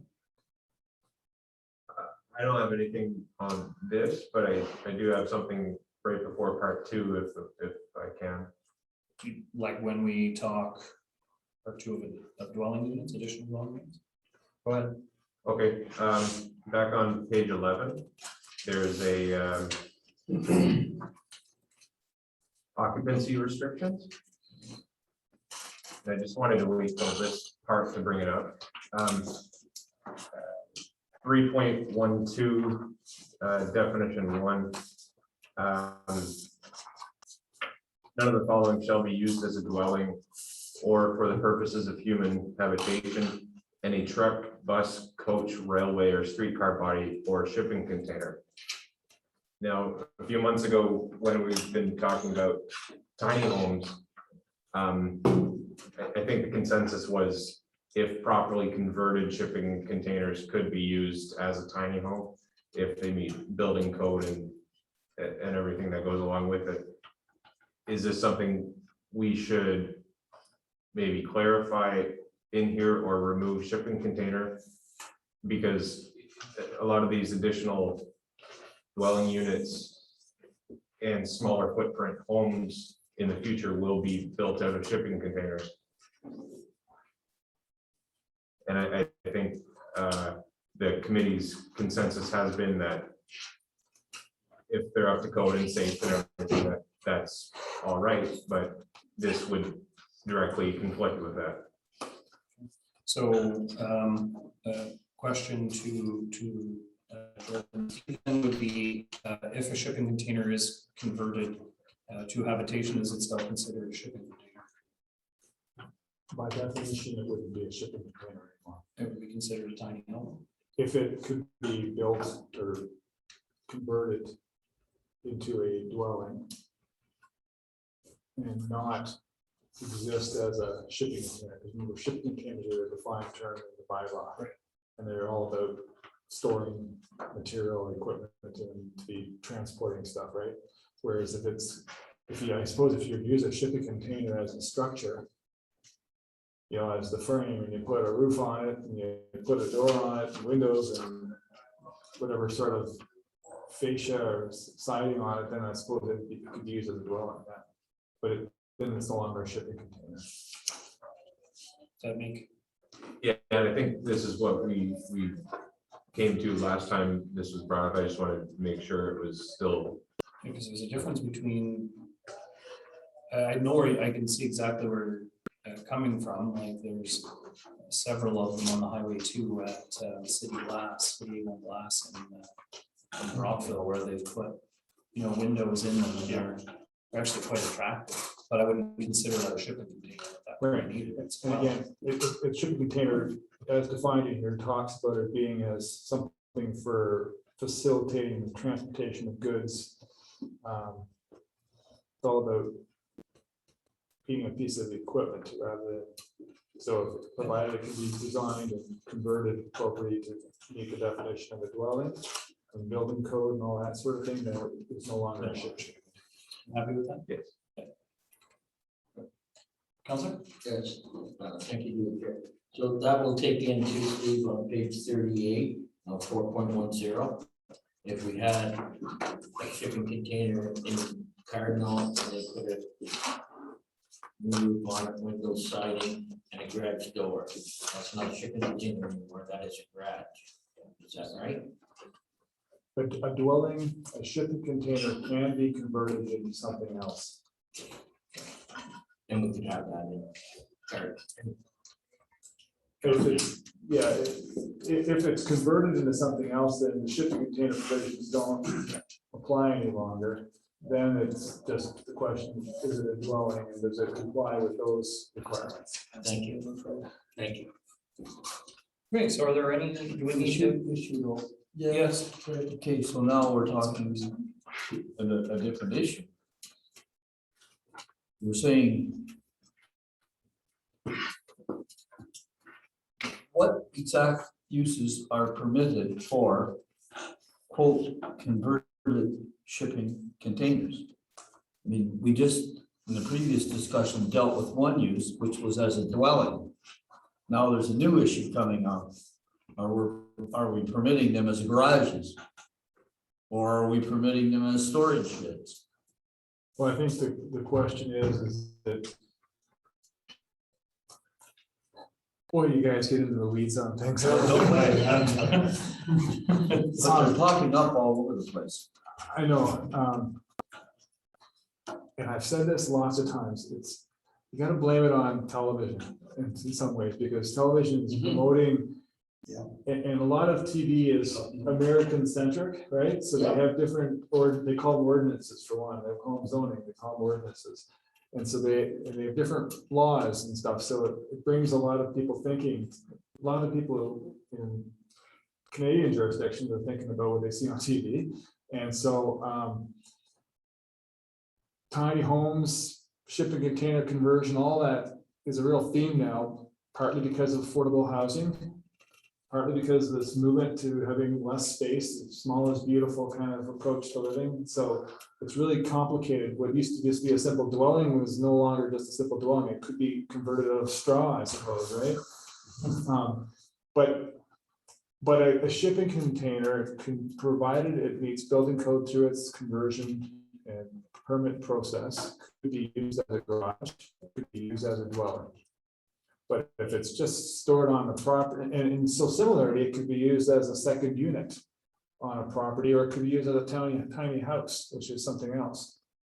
Okay, so I take the shipping container and take it's got no wheels, I take the shipping container, I take the rear doors off of it, now it's a garage.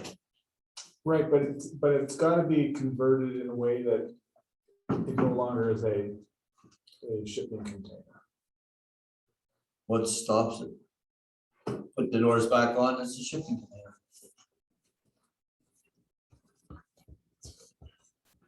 Well, Just, I mean, you're right, we get into the weeds on these stupid things, but man, they drive me nuts. Yes. Chair too. We're getting a little different, Chair, because what we're talking about here, we're not talking about shipping containers, we're talking about material being used as a construction material. Shipping containers are considered a construction material, but it's got to be used in a constructive factory. Put the garage up, you gotta get a building permit first, it's gonna have a foundation or a structure underneath it to support it, and have a roof, that'll be all the building code standards, then to consider, gotta be converted. Can't just take the doors out and say, I can drive in and can use it in the garage. Well, you didn't get a building permit to put it there. You don't have a foundation for it to set on. You don't have a roof on it. That's right, Mr. Chair.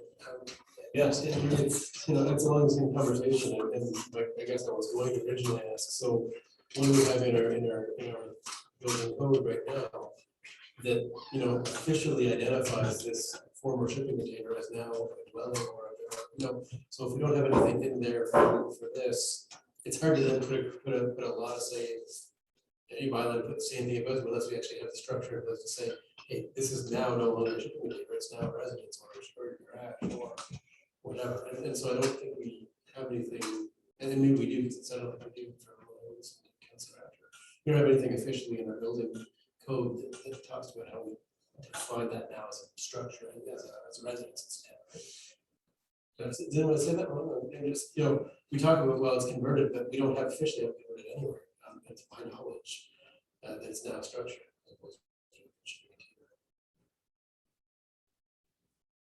You're right, it is the weeds, and I'm sorry about that. I'm not sure at the building stage, what the building official would require to demonstrate conversion, but at the end of the day, to me, it means that it can't still meet the definition of a shipping container. Staff comment? I think they're two different things. Yeah, right. Well, no, through the, Please help out.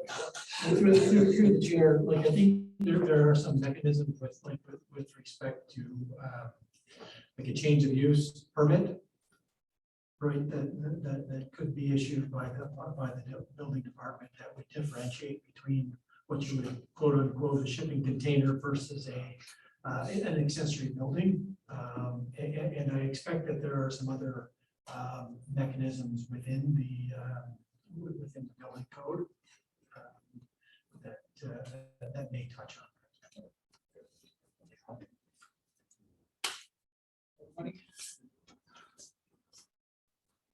Are we good with that then?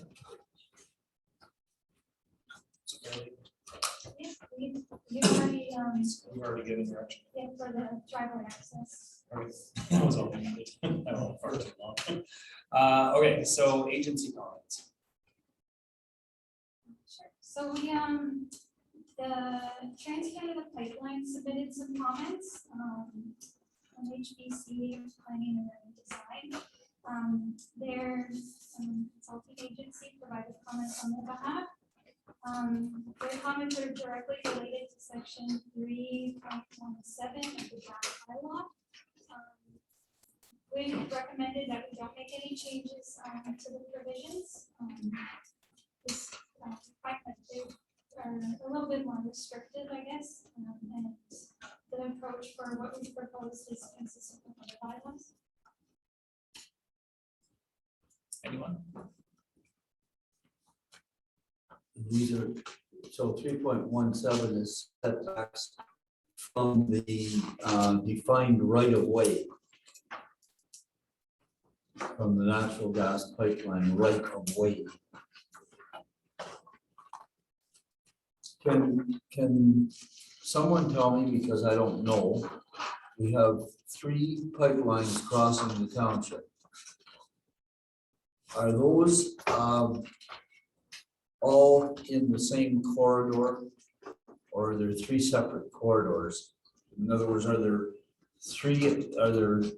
just 2 edges? Or are there 2, 4, 6 edges? Does anybody know? I'm not sure. Okay. I want to say there's 6 edges. You want to say there's 6? And I want to say there are 2. In any case, aside from the main lines that are passing through the township, there's also a number of lines within the township. I don't know that they're owned by TransCanada pipelines. But they're talking about setbacks from natural gas pipelines. So that's TransCanada and also Enbridge. And we know that they build their pipelines on our municipal right-of-way roadways, on the roadways. So they don't have, to my best knowledge, they don't have their own right-of-ways that I know about, or does anybody contradict me? And what did they recommend in their, did they recommend larger setbacks than what we've got in our existing draft, or what did they recommend? They were recommending a 7-meter setback for buildings and structures, as we had indicated, but they wanted to include things like retaining walls, lanes, parking spaces, and parking areas. And I just thought, or we thought that was Going too far. going too far. Fair enough. I agree with And that. then with accessory structures, we had a 3-meter setback, and they wanted to include things like pool decks and sheds. Once again, we felt that was going a little bit too far. Okay. I agree, Mr. Chairman, let's move on. Need consensus to move on first. Good, that's enough. Good. All right, next to, I think we're at SNC door, right? So I'm not sure how you want to deal with these, 'cause there's several of them. We've, I think, very clearly indicated whether to revise or not to revise. We'll leave it, maybe we could do this direction by consent, if you will. Yeah, all of them As a together. bulk consent. Yeah. Rather than individually, but.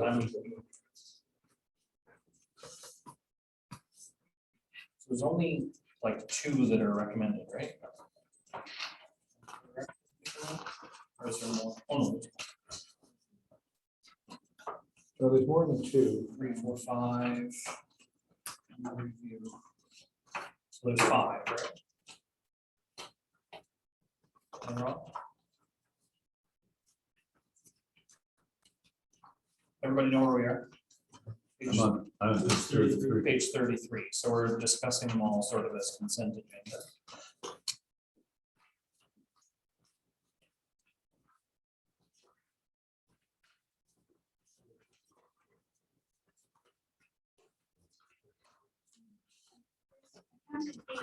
We include the on page 9, which also gives what comments they provide on this. there's a total of 9 where we recommended. Oh, I missed those ones, sorry. Thanks, Jordan. And there's one item that we said under review, that is just a exercise that we need to go through to rationalize some of the lot areas for the partial servicing and private servicing scenarios. So we don't really want to get into those comments tonight, leave it with us to make those recommendations. So exclude the under review. And, okay, does anyone have any comments on the SNC comments and the planner's recommendations to those comments? Hands? Otherwise, I'm just gonna ask the question.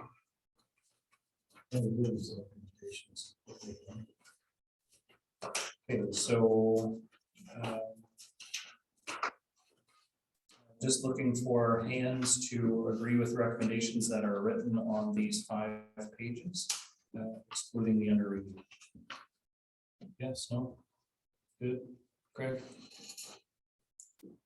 I'll come back to you if you don't have an answer. Councilor Hunt?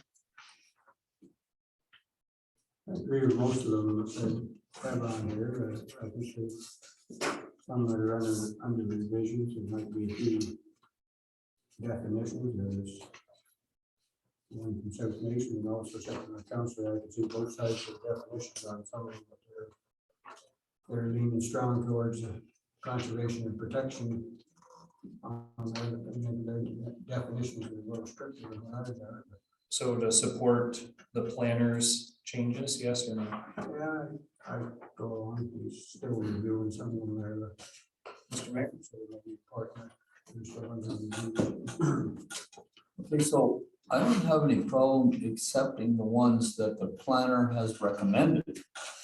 But he's telling us that they're only recommending 9 of the changes that South Nation is asking for.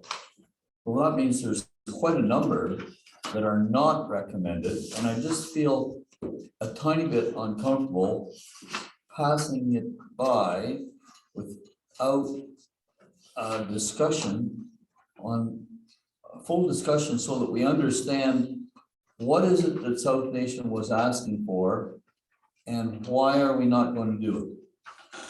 And to be honest with you, Mr. Chairman, I don't know that I'm prepared to get into that level of discussion tonight. So that is a discussion for another night. If committee chooses to review these, all of these recommendations, because this is probably a full night of discussion too. I think so. And my comment there too, the recommendation from South Nation there at the bottom, if you read the zoning, they're not objecting to the zoning bylaw. They recommend something to just consider comments considered appropriate where approved where appropriate. They're not saying we have to put them in. They're just saying these are their recommendations, and if our planners feel they're appropriate to consider, put them in. They're not gonna hold up. Hold up, or you put them in, don't put them in, so. So Right, but they're still impactful in the sense that they're restrictive to development. Yeah. So. Yes, So through the chair, if I may, I don't want to interrupt Councilor. I wonder if the planner can give us kind of like a generalized rationale as to why they're not being recommended. Are they going too far? Have those ideas already been incorporated elsewhere? And it's not really, and to include them would be duplication. Is there sort of a general rationale here? There's a couple different things. Some of the definitions they've introduced are definitions from their legislation. So I don't feel that they fit in a zoning bylaw, So not appropriate. not appropriate. Some of their recommendations read like, almost like official plan policy rather than as zoning bylaw provisions. For Not appropriate. not appropriate. I think they were suggesting that, wanting setbacks for, from water courses to require EISs for fish habitat. Similar to, so in other words, treating water courses like wetlands, where they regulate to ensure that fish habitat is protected. So I think it's just an overly prescriptive approach. And an overreach, Overreach, yeah. so not appropriate. Some of the comments were maybe just not, I think I mentioned it, like they read like a little bit like an OP policy. So I didn't feel that they were appropriate for a zoning bylaw provision.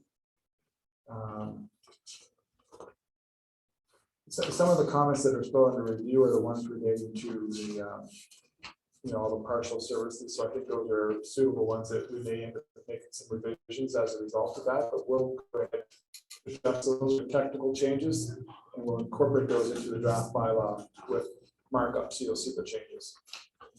So in general, I think overreach is a good way to phrase some of it. Inappropriateness for zoning bylaw is something else. But Mr. Council Hunter raised a good point that they're not objecting to them. I read that a lot of them are offered as suggestions, not sort of strong position statements. Okay, so with those words, Mr. Chairman, I'm prepared then to accept the planner's recommendations, and I feel comfortable dealing with proceeding with what's recommended, and I feel comfortable in understanding why the others were not recommended. Good. Okay. Yeah, sure. That was an explanation, yeah. Thank you. Good. I think you got a good nodding of heads. Pretty clear consensus. So can you explain the rest of this or not? I don't think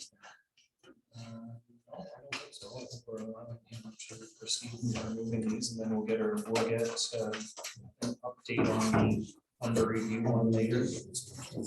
Yeah. Okay, so where are we now? I'm just looking through the chart, and I think most of the comments have been addressed. That was the kind of the goal today, was we wanted to highlight comments that were raised that we felt the committee should provide direction on. So we've gone through them.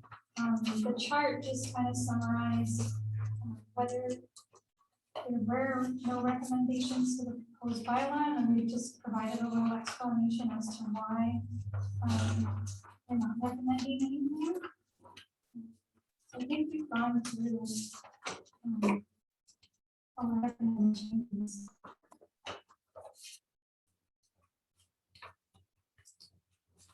Yeah, I think we've got the direction that we wanted.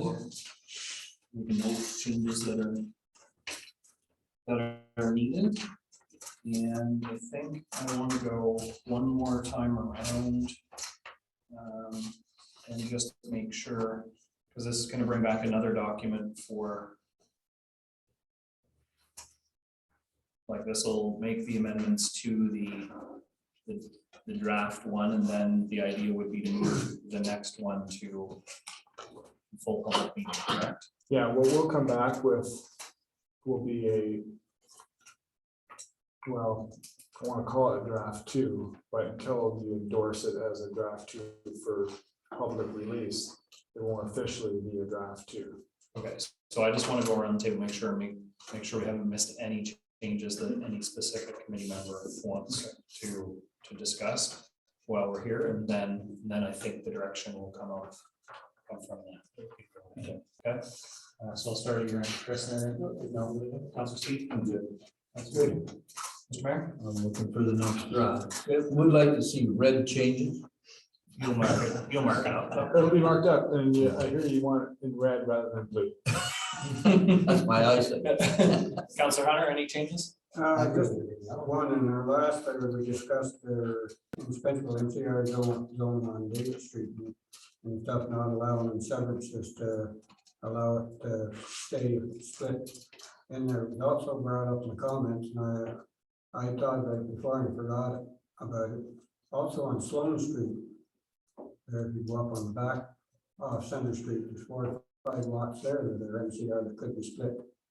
There too, I think they should be under the same thing that they should be. MCR shouldn't carry forward if they split those lots, they should go into. That is definitely something we discussed. Residential. That is something we discussed. If they were split, they were going to R2, wasn't it? Is that reflected in there? Do you know what it means? I know what you mean. So right now, those, we haven't changed. So these are the lots that back from Center Street back to Sloan Street. Those are currently long lots that are all zoned MCR. And but one of them has already had a severed piece off the back, but it's all zoned MCR. So the simple thing to do is if it all stays at MCR and anybody were to sever the rear piece, then you just require a rezoning for that. That would solve the problem. But in the interim, someone could use the entire lot for MCR. So if the question is, should we split zone those? I'd say As a requirement of severance. R2. On David's Street, did we split zone those? No, what happened on? No, I'm not talking about the one on, I'm not talking about that scenario, but I'm talking about further down on. We split zone those? Yeah.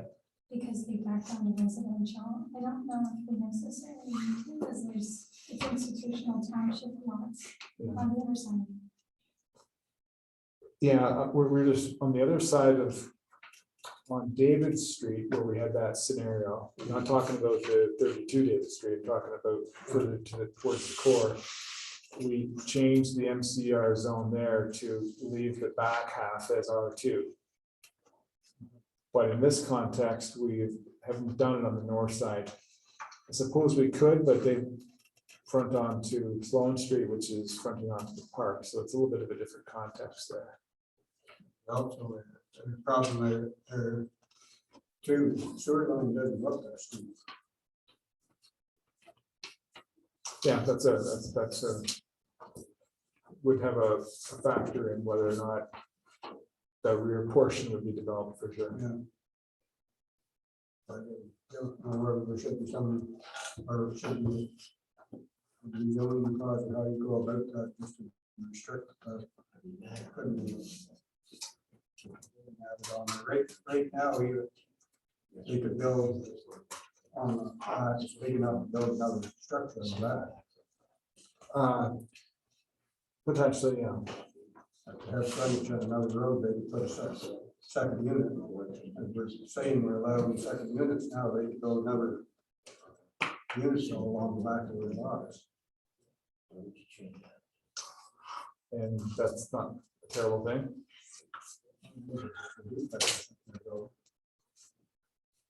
Well, yeah, but they can. If they've got a single family residence on the front, then the building that they build at the rear side has to be 50% of the other footprint. But doesn't it has to be installed as a second unit or they couldn't build it as just another single family home. It's the idea of the secondary unit or the secondary dwelling is that they're non-severable. Right? So That's they right. have to be connected to the same well and the same septic or sewer. Right. If And that a purpose is- lesser size, Right, lesser footprint. yeah, 40%. But the idea that lot could be severed in half. It's gone. Well, yeah, but we want to make sure that it's gone, so we don't end up with the same scenario as David, and we've corrected that with those other two, with that change of the line that goes through the middle of those lots, like the split zoning, right? But that isn't done on the ones that Councillor Hunter's saying, so the appropriate time you're saying would be if somebody actually decided to sever those. And when it came in front of us for approval for severance would be for the back half to apply like an R2 or something like that to it. So that it didn't retain the MCR. you could do it at that point, yeah. I think that scenario on that side is a little bit different than on the south side of Center Street where we made that change. Just in terms of neighborhood context. So that's why we didn't change it on the north side of Center Street. I'd be inclined to leave it the way it is. And deal with it if a severance application came. I think through the chair, we maybe should write something down, because if it happens way in the future where there's no living memory of the scenario, that's why we need to write it down.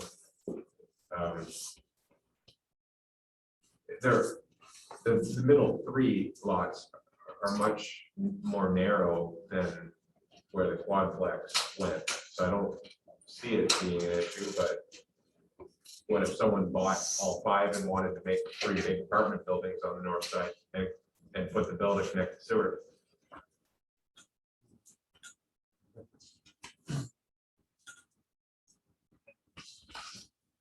Is there a map that everyone's looking at? Yeah, schedule C.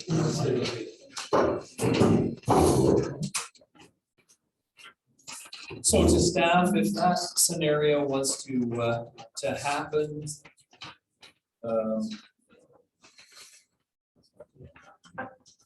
Yes, say on the street, there is an apartment building across the street, there's a large park, fascinating. there's an arena, there's a township office. I guess I'm just struggling to understand why a use that's permitted in the MCR zone wouldn't be appropriate there. If there's gonna be anywhere for a tall building, it's kind of right there.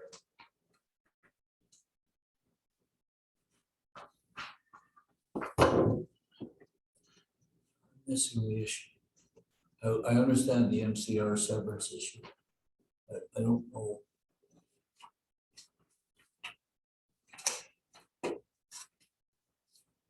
think the issue, or at least the way that I understand it, is that we don't end up with the same issue on Sloan Street that we ended up with on David Street. Okay, so did we rezone something here? Did we change the zone boundaries on MCR? I think Councilor Hunter's concern was that it's still MTR. That central portion is still MCR? On Sloan, backing on Sloan. That's always the center, that's from the whole lot, it's called, Yeah, but that box is much bigger than that. That box goes right up, goes west as far as past Cedar Street. That box is quite a big box. It's not a box, it's a multi-sided configuration. But all of those lots are MCR zoned, all of them.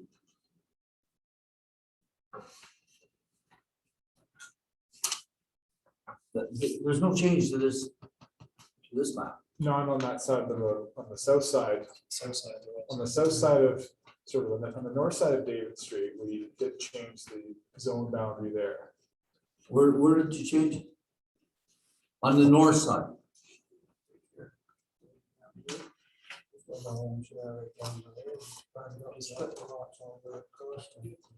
Oh, I see. If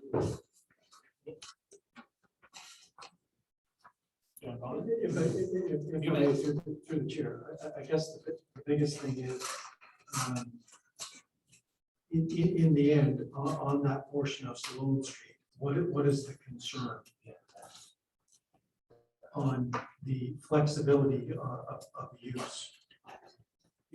Because we're not talking apples to apples. Like David Street, as we found out, is predominantly residential. Would we agree? Right? That's where the concern began.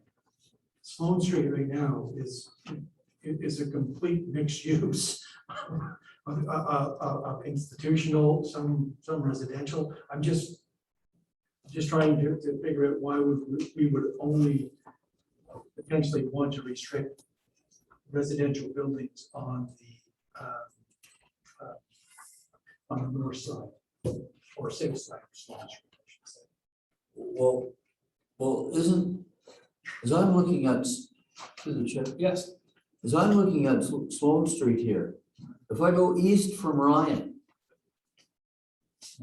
as I go east from Ryan, 1, 2, 3, 4, 5, 6 lots. There are 6 lots east of Ryan that are all residential. Are they not? There's six lots that are all residential. Now, those 6 lots that are all residential, right now, there are houses on them.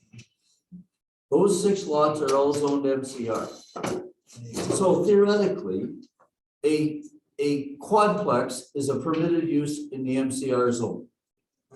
So if somebody comes along and buys 3 of them and tears down the houses, they can build a multi-unit apartment building on those 3 lots. And as a matter of fact, they don't even have to tear down the houses that are there, because the houses that are there all front on Center Street. All they have to do is buy those 3 lots and then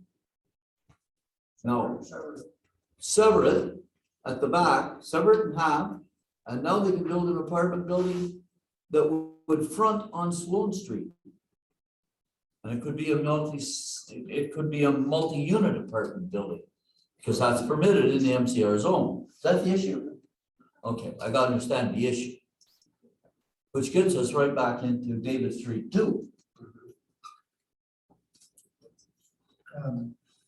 My point is, on Sloan Street, I don't think it's a permitted place for a big residential place to be built. It's a main access to the rink.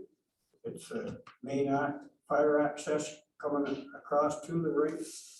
Fair time, it's all fair property next to it, all the events, the fair runs up, stuff there. If you get a whole bunch of traffic on that street, that's a very narrow street. It's about as narrow as any street in Spencerville.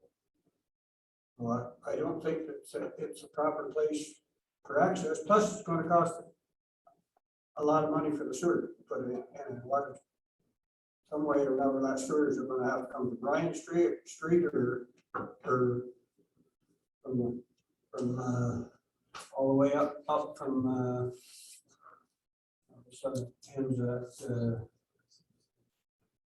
South Street, just sewer on, sewer on South. South Street up through, Bryan Street down. all right, so CEO comment? Go through the chair. No, I'm just trying to understand exactly.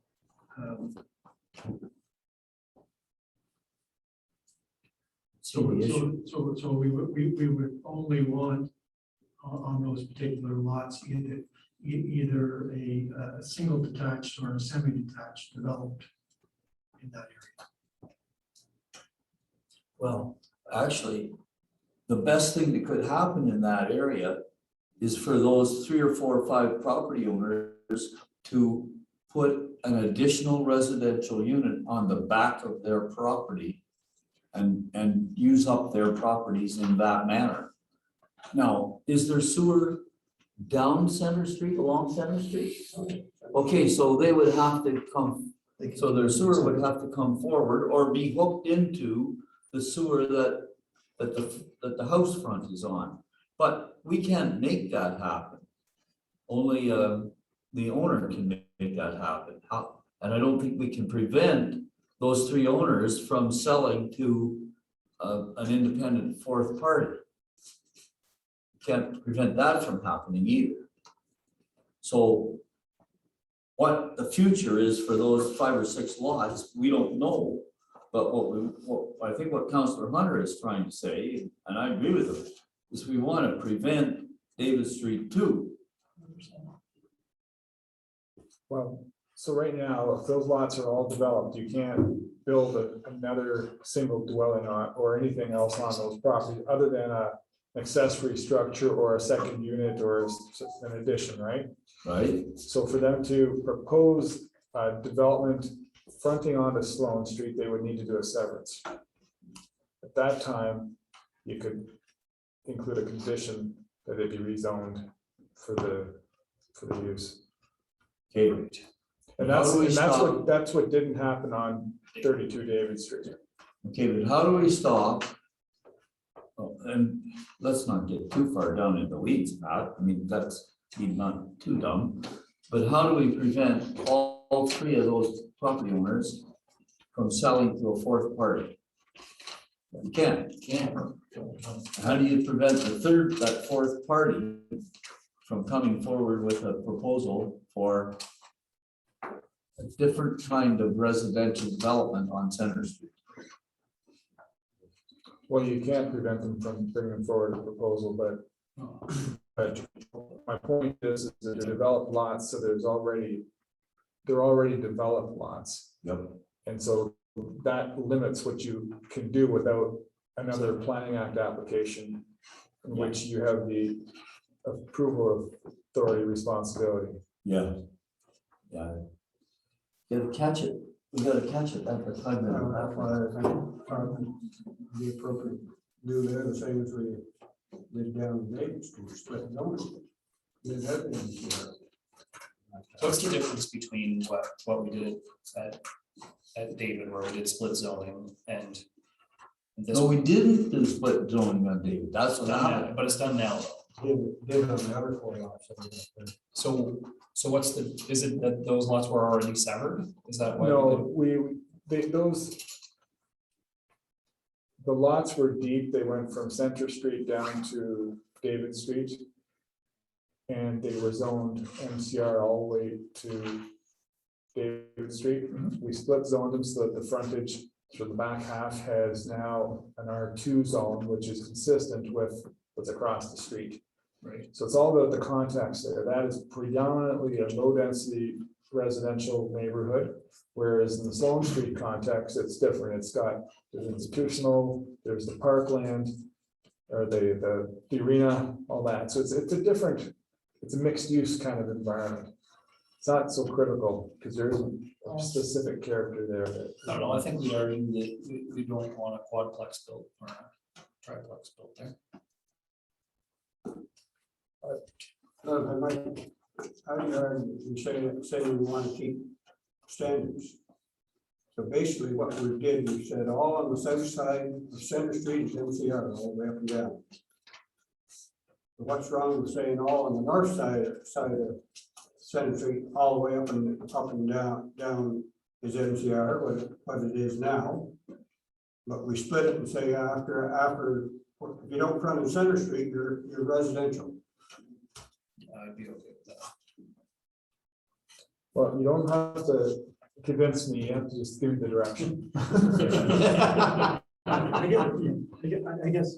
Yes. And I'm just putting it out there, because what I heard was that Sloan Street was very heavy traffic, not really great for residential. And we're saying like a fourplex isn't good, but 2 semi-detaches would be good. I'm just wondering if we really want to rezone it to, like, it almost sounds to me like we're talking, we don't want residential development on Sloan Street. I guess that's what I'm trying to get out, like, if we change it to R2, what we're saying is that semi-detaches are fine there, we're not worried about safety issues for development of residential. I'm just trying to really figure out what the. Well, I think for me, if it goes to R2, it prevents it from being a triplex or a quadplex on that same piece of land. So it reduces the ability to have what happened at David Street happen on one of those individual lots. Reduces the well requirement from 4 or 3 to 2.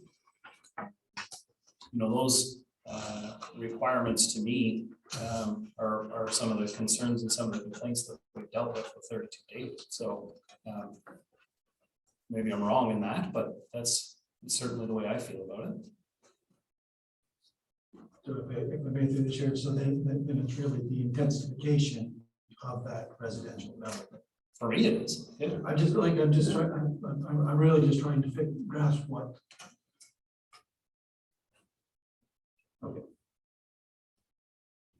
I think, is that Councilor Renner, is that? That's my whole point, that you get.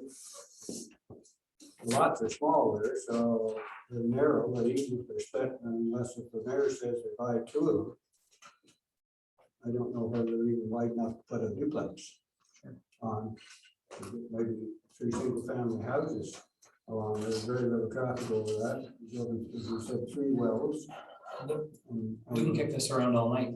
At the end of the day, though, and I think the planner said this already, is that nothing can happen, no development can happen on any of these lots without a severance or a planning act application. The appropriate time to deal with what the restrictions we would want to put on would be then. Is that, If they're already developed lots, that's the case. and they're already developed, right? Front halves? No.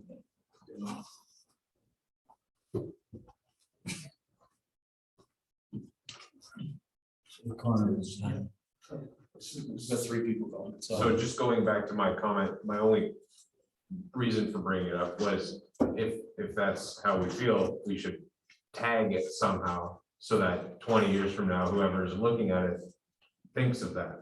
Otherwise, there's no real connection to this saga last year. That's all I'm saying is we should somehow make sure that the north side of those MCR lots have some sort of asterisk next to them in the future. can you put a holding zone on those 3? Uh, Or those 5 You could, within the MCR? you could put a holding, I'm not really sure that's, Like using a sledgehammer to swat a fly. what would the holding provision do though? You'd want, like, usually there's a requirement to lift the holding. The requirement would be what? Like oftentimes holding gets used inappropriately. But if there's a good reason of a holding on it, then you could implement holding. I'm not sure what it would be for this case. Oh, well, could the provision of the holding zone be something along the lines of, number 1, rezoning to residential and provision of sewage services from Center Street. Provision of additional sewage services from Center Street. Somehow they would have to devise a mechanism to hook into the sewage system. That would be the issue of the holding. Because we know that there's no holding, we know that there is sewer on Center Street, right? Okay, so it runs along Center Street. But the rear side of those lots would have to be serviced from the front. In other words, down the property line or some such other mechanism. Or alternatively, I suppose, Down from Ryan, down by. down by Rod. But again, that requires, well, I mean, you get into all the engineering aspect of it, there's a whole story there.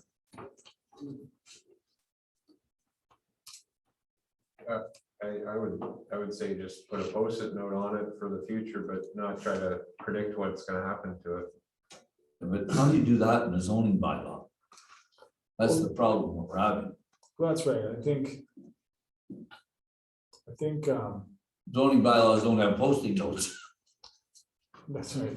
I think that, like you can never fully anticipate anything that's gonna happen, so you have to deal with issues when they come up.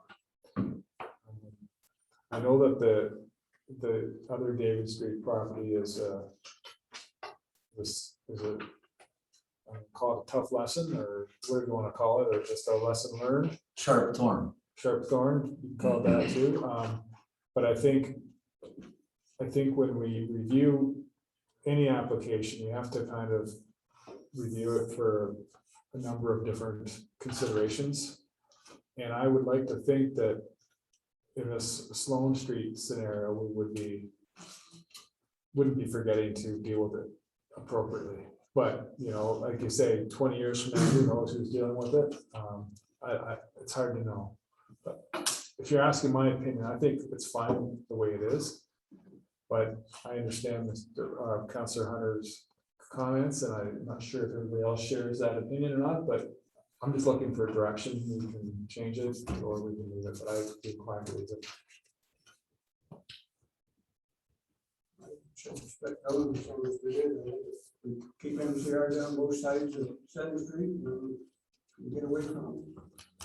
Okay, Mr. Mayor? I have a tough time rezoning people's property to a more restrictive use. But in this case, I would probably go along with that.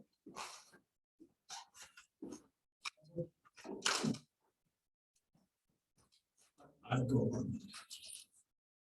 I would leave it NCR, I'd be pretty upset if I owned that piece of property. And it went from NCR to R2. Roads. Well, part of it's going to part of it.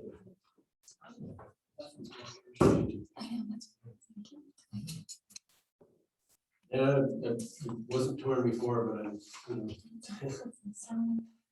Yeah, I think we know that was NCR. So I can't. That's right. I said I'd be in favor of NCR as well. Like I see the argument, and we can address it then, or we can change it to R now and address it later on if we didn't want to have a multiplex down there, right? So, you know, you gotta make a decision at some point anyway, so I need to go. Consensus, Greg? It's MCR right now, correct? And on the corner, are we not using it as a township parking lot? Or the rink? Yeah, the northwest corner of that. That's not where a lot of the parking for the rink occurs.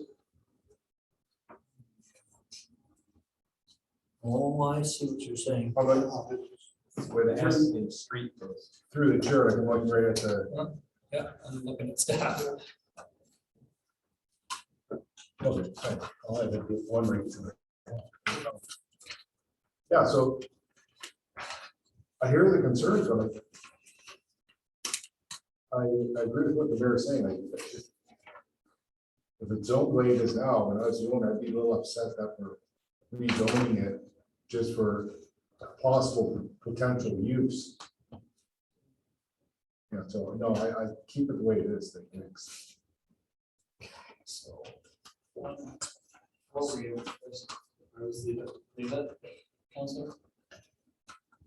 Steve, you said leave it, or Hugh, Yeah, I've got to leave it too. No, yeah. Mr. Mayor? So I said, Connor, I'll go to you then. I definitely leave it.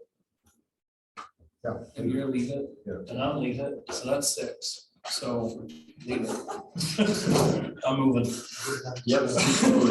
Stay low and keep. I'm trying to get my head out of the weeds. Yeah. Okay, so I opened this Pandora's box, I still have 2 more people to go through, no comments, Connor, anything that we missed? Okay, so I think everyone's happy with it, other than the few comments that they received to adjust it accordingly, and then when we get then maybe red markups, if that's at all possible. Okay. I'm sure that it's right. Okay. Good, and where are we then?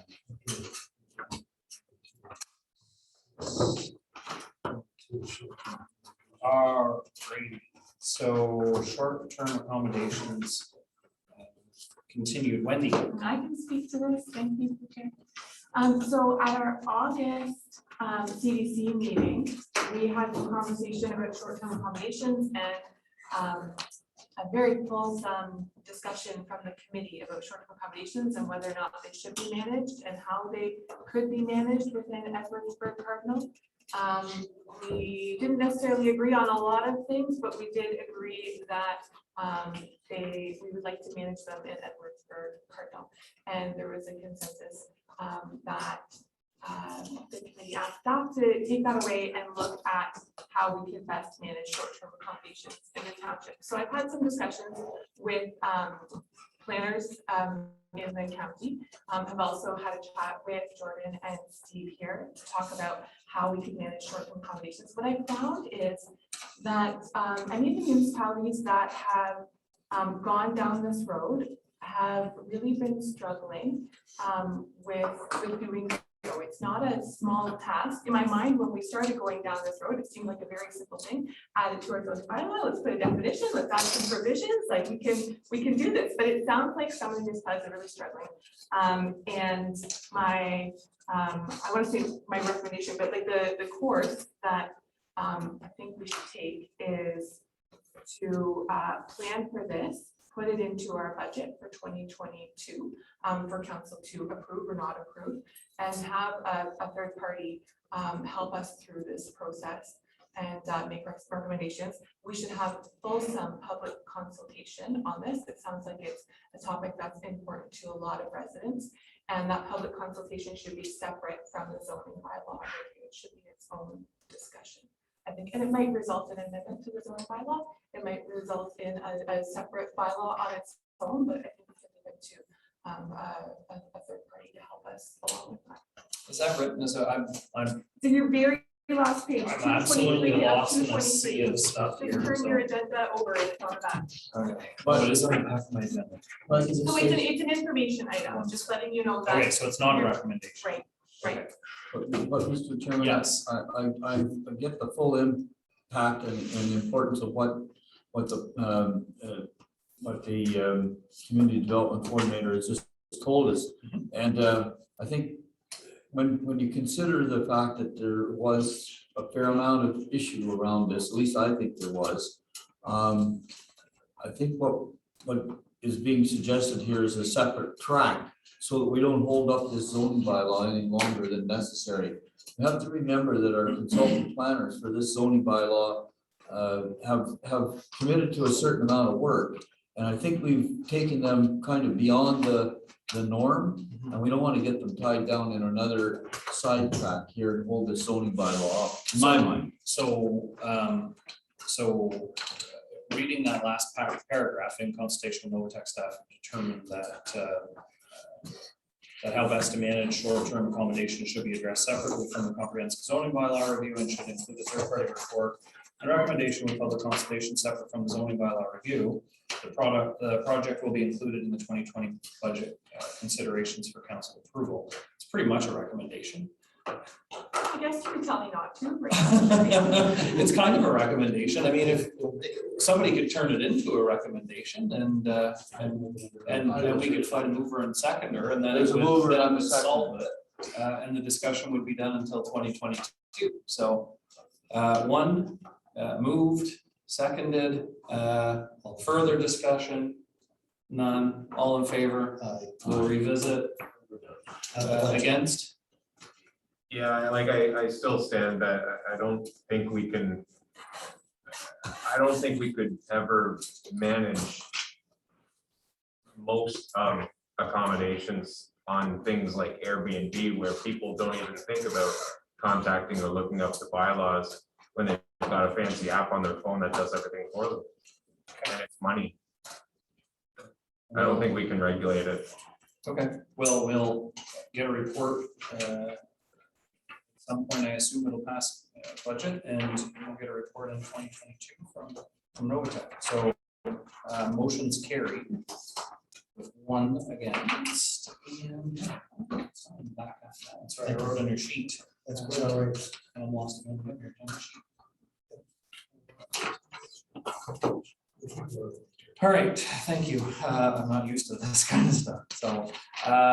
So 6B, there is nothing under work. There's nothing under 6C.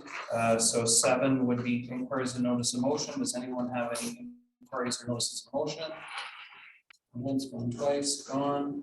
8, question period. There's nobody here for question period. There's no closed session.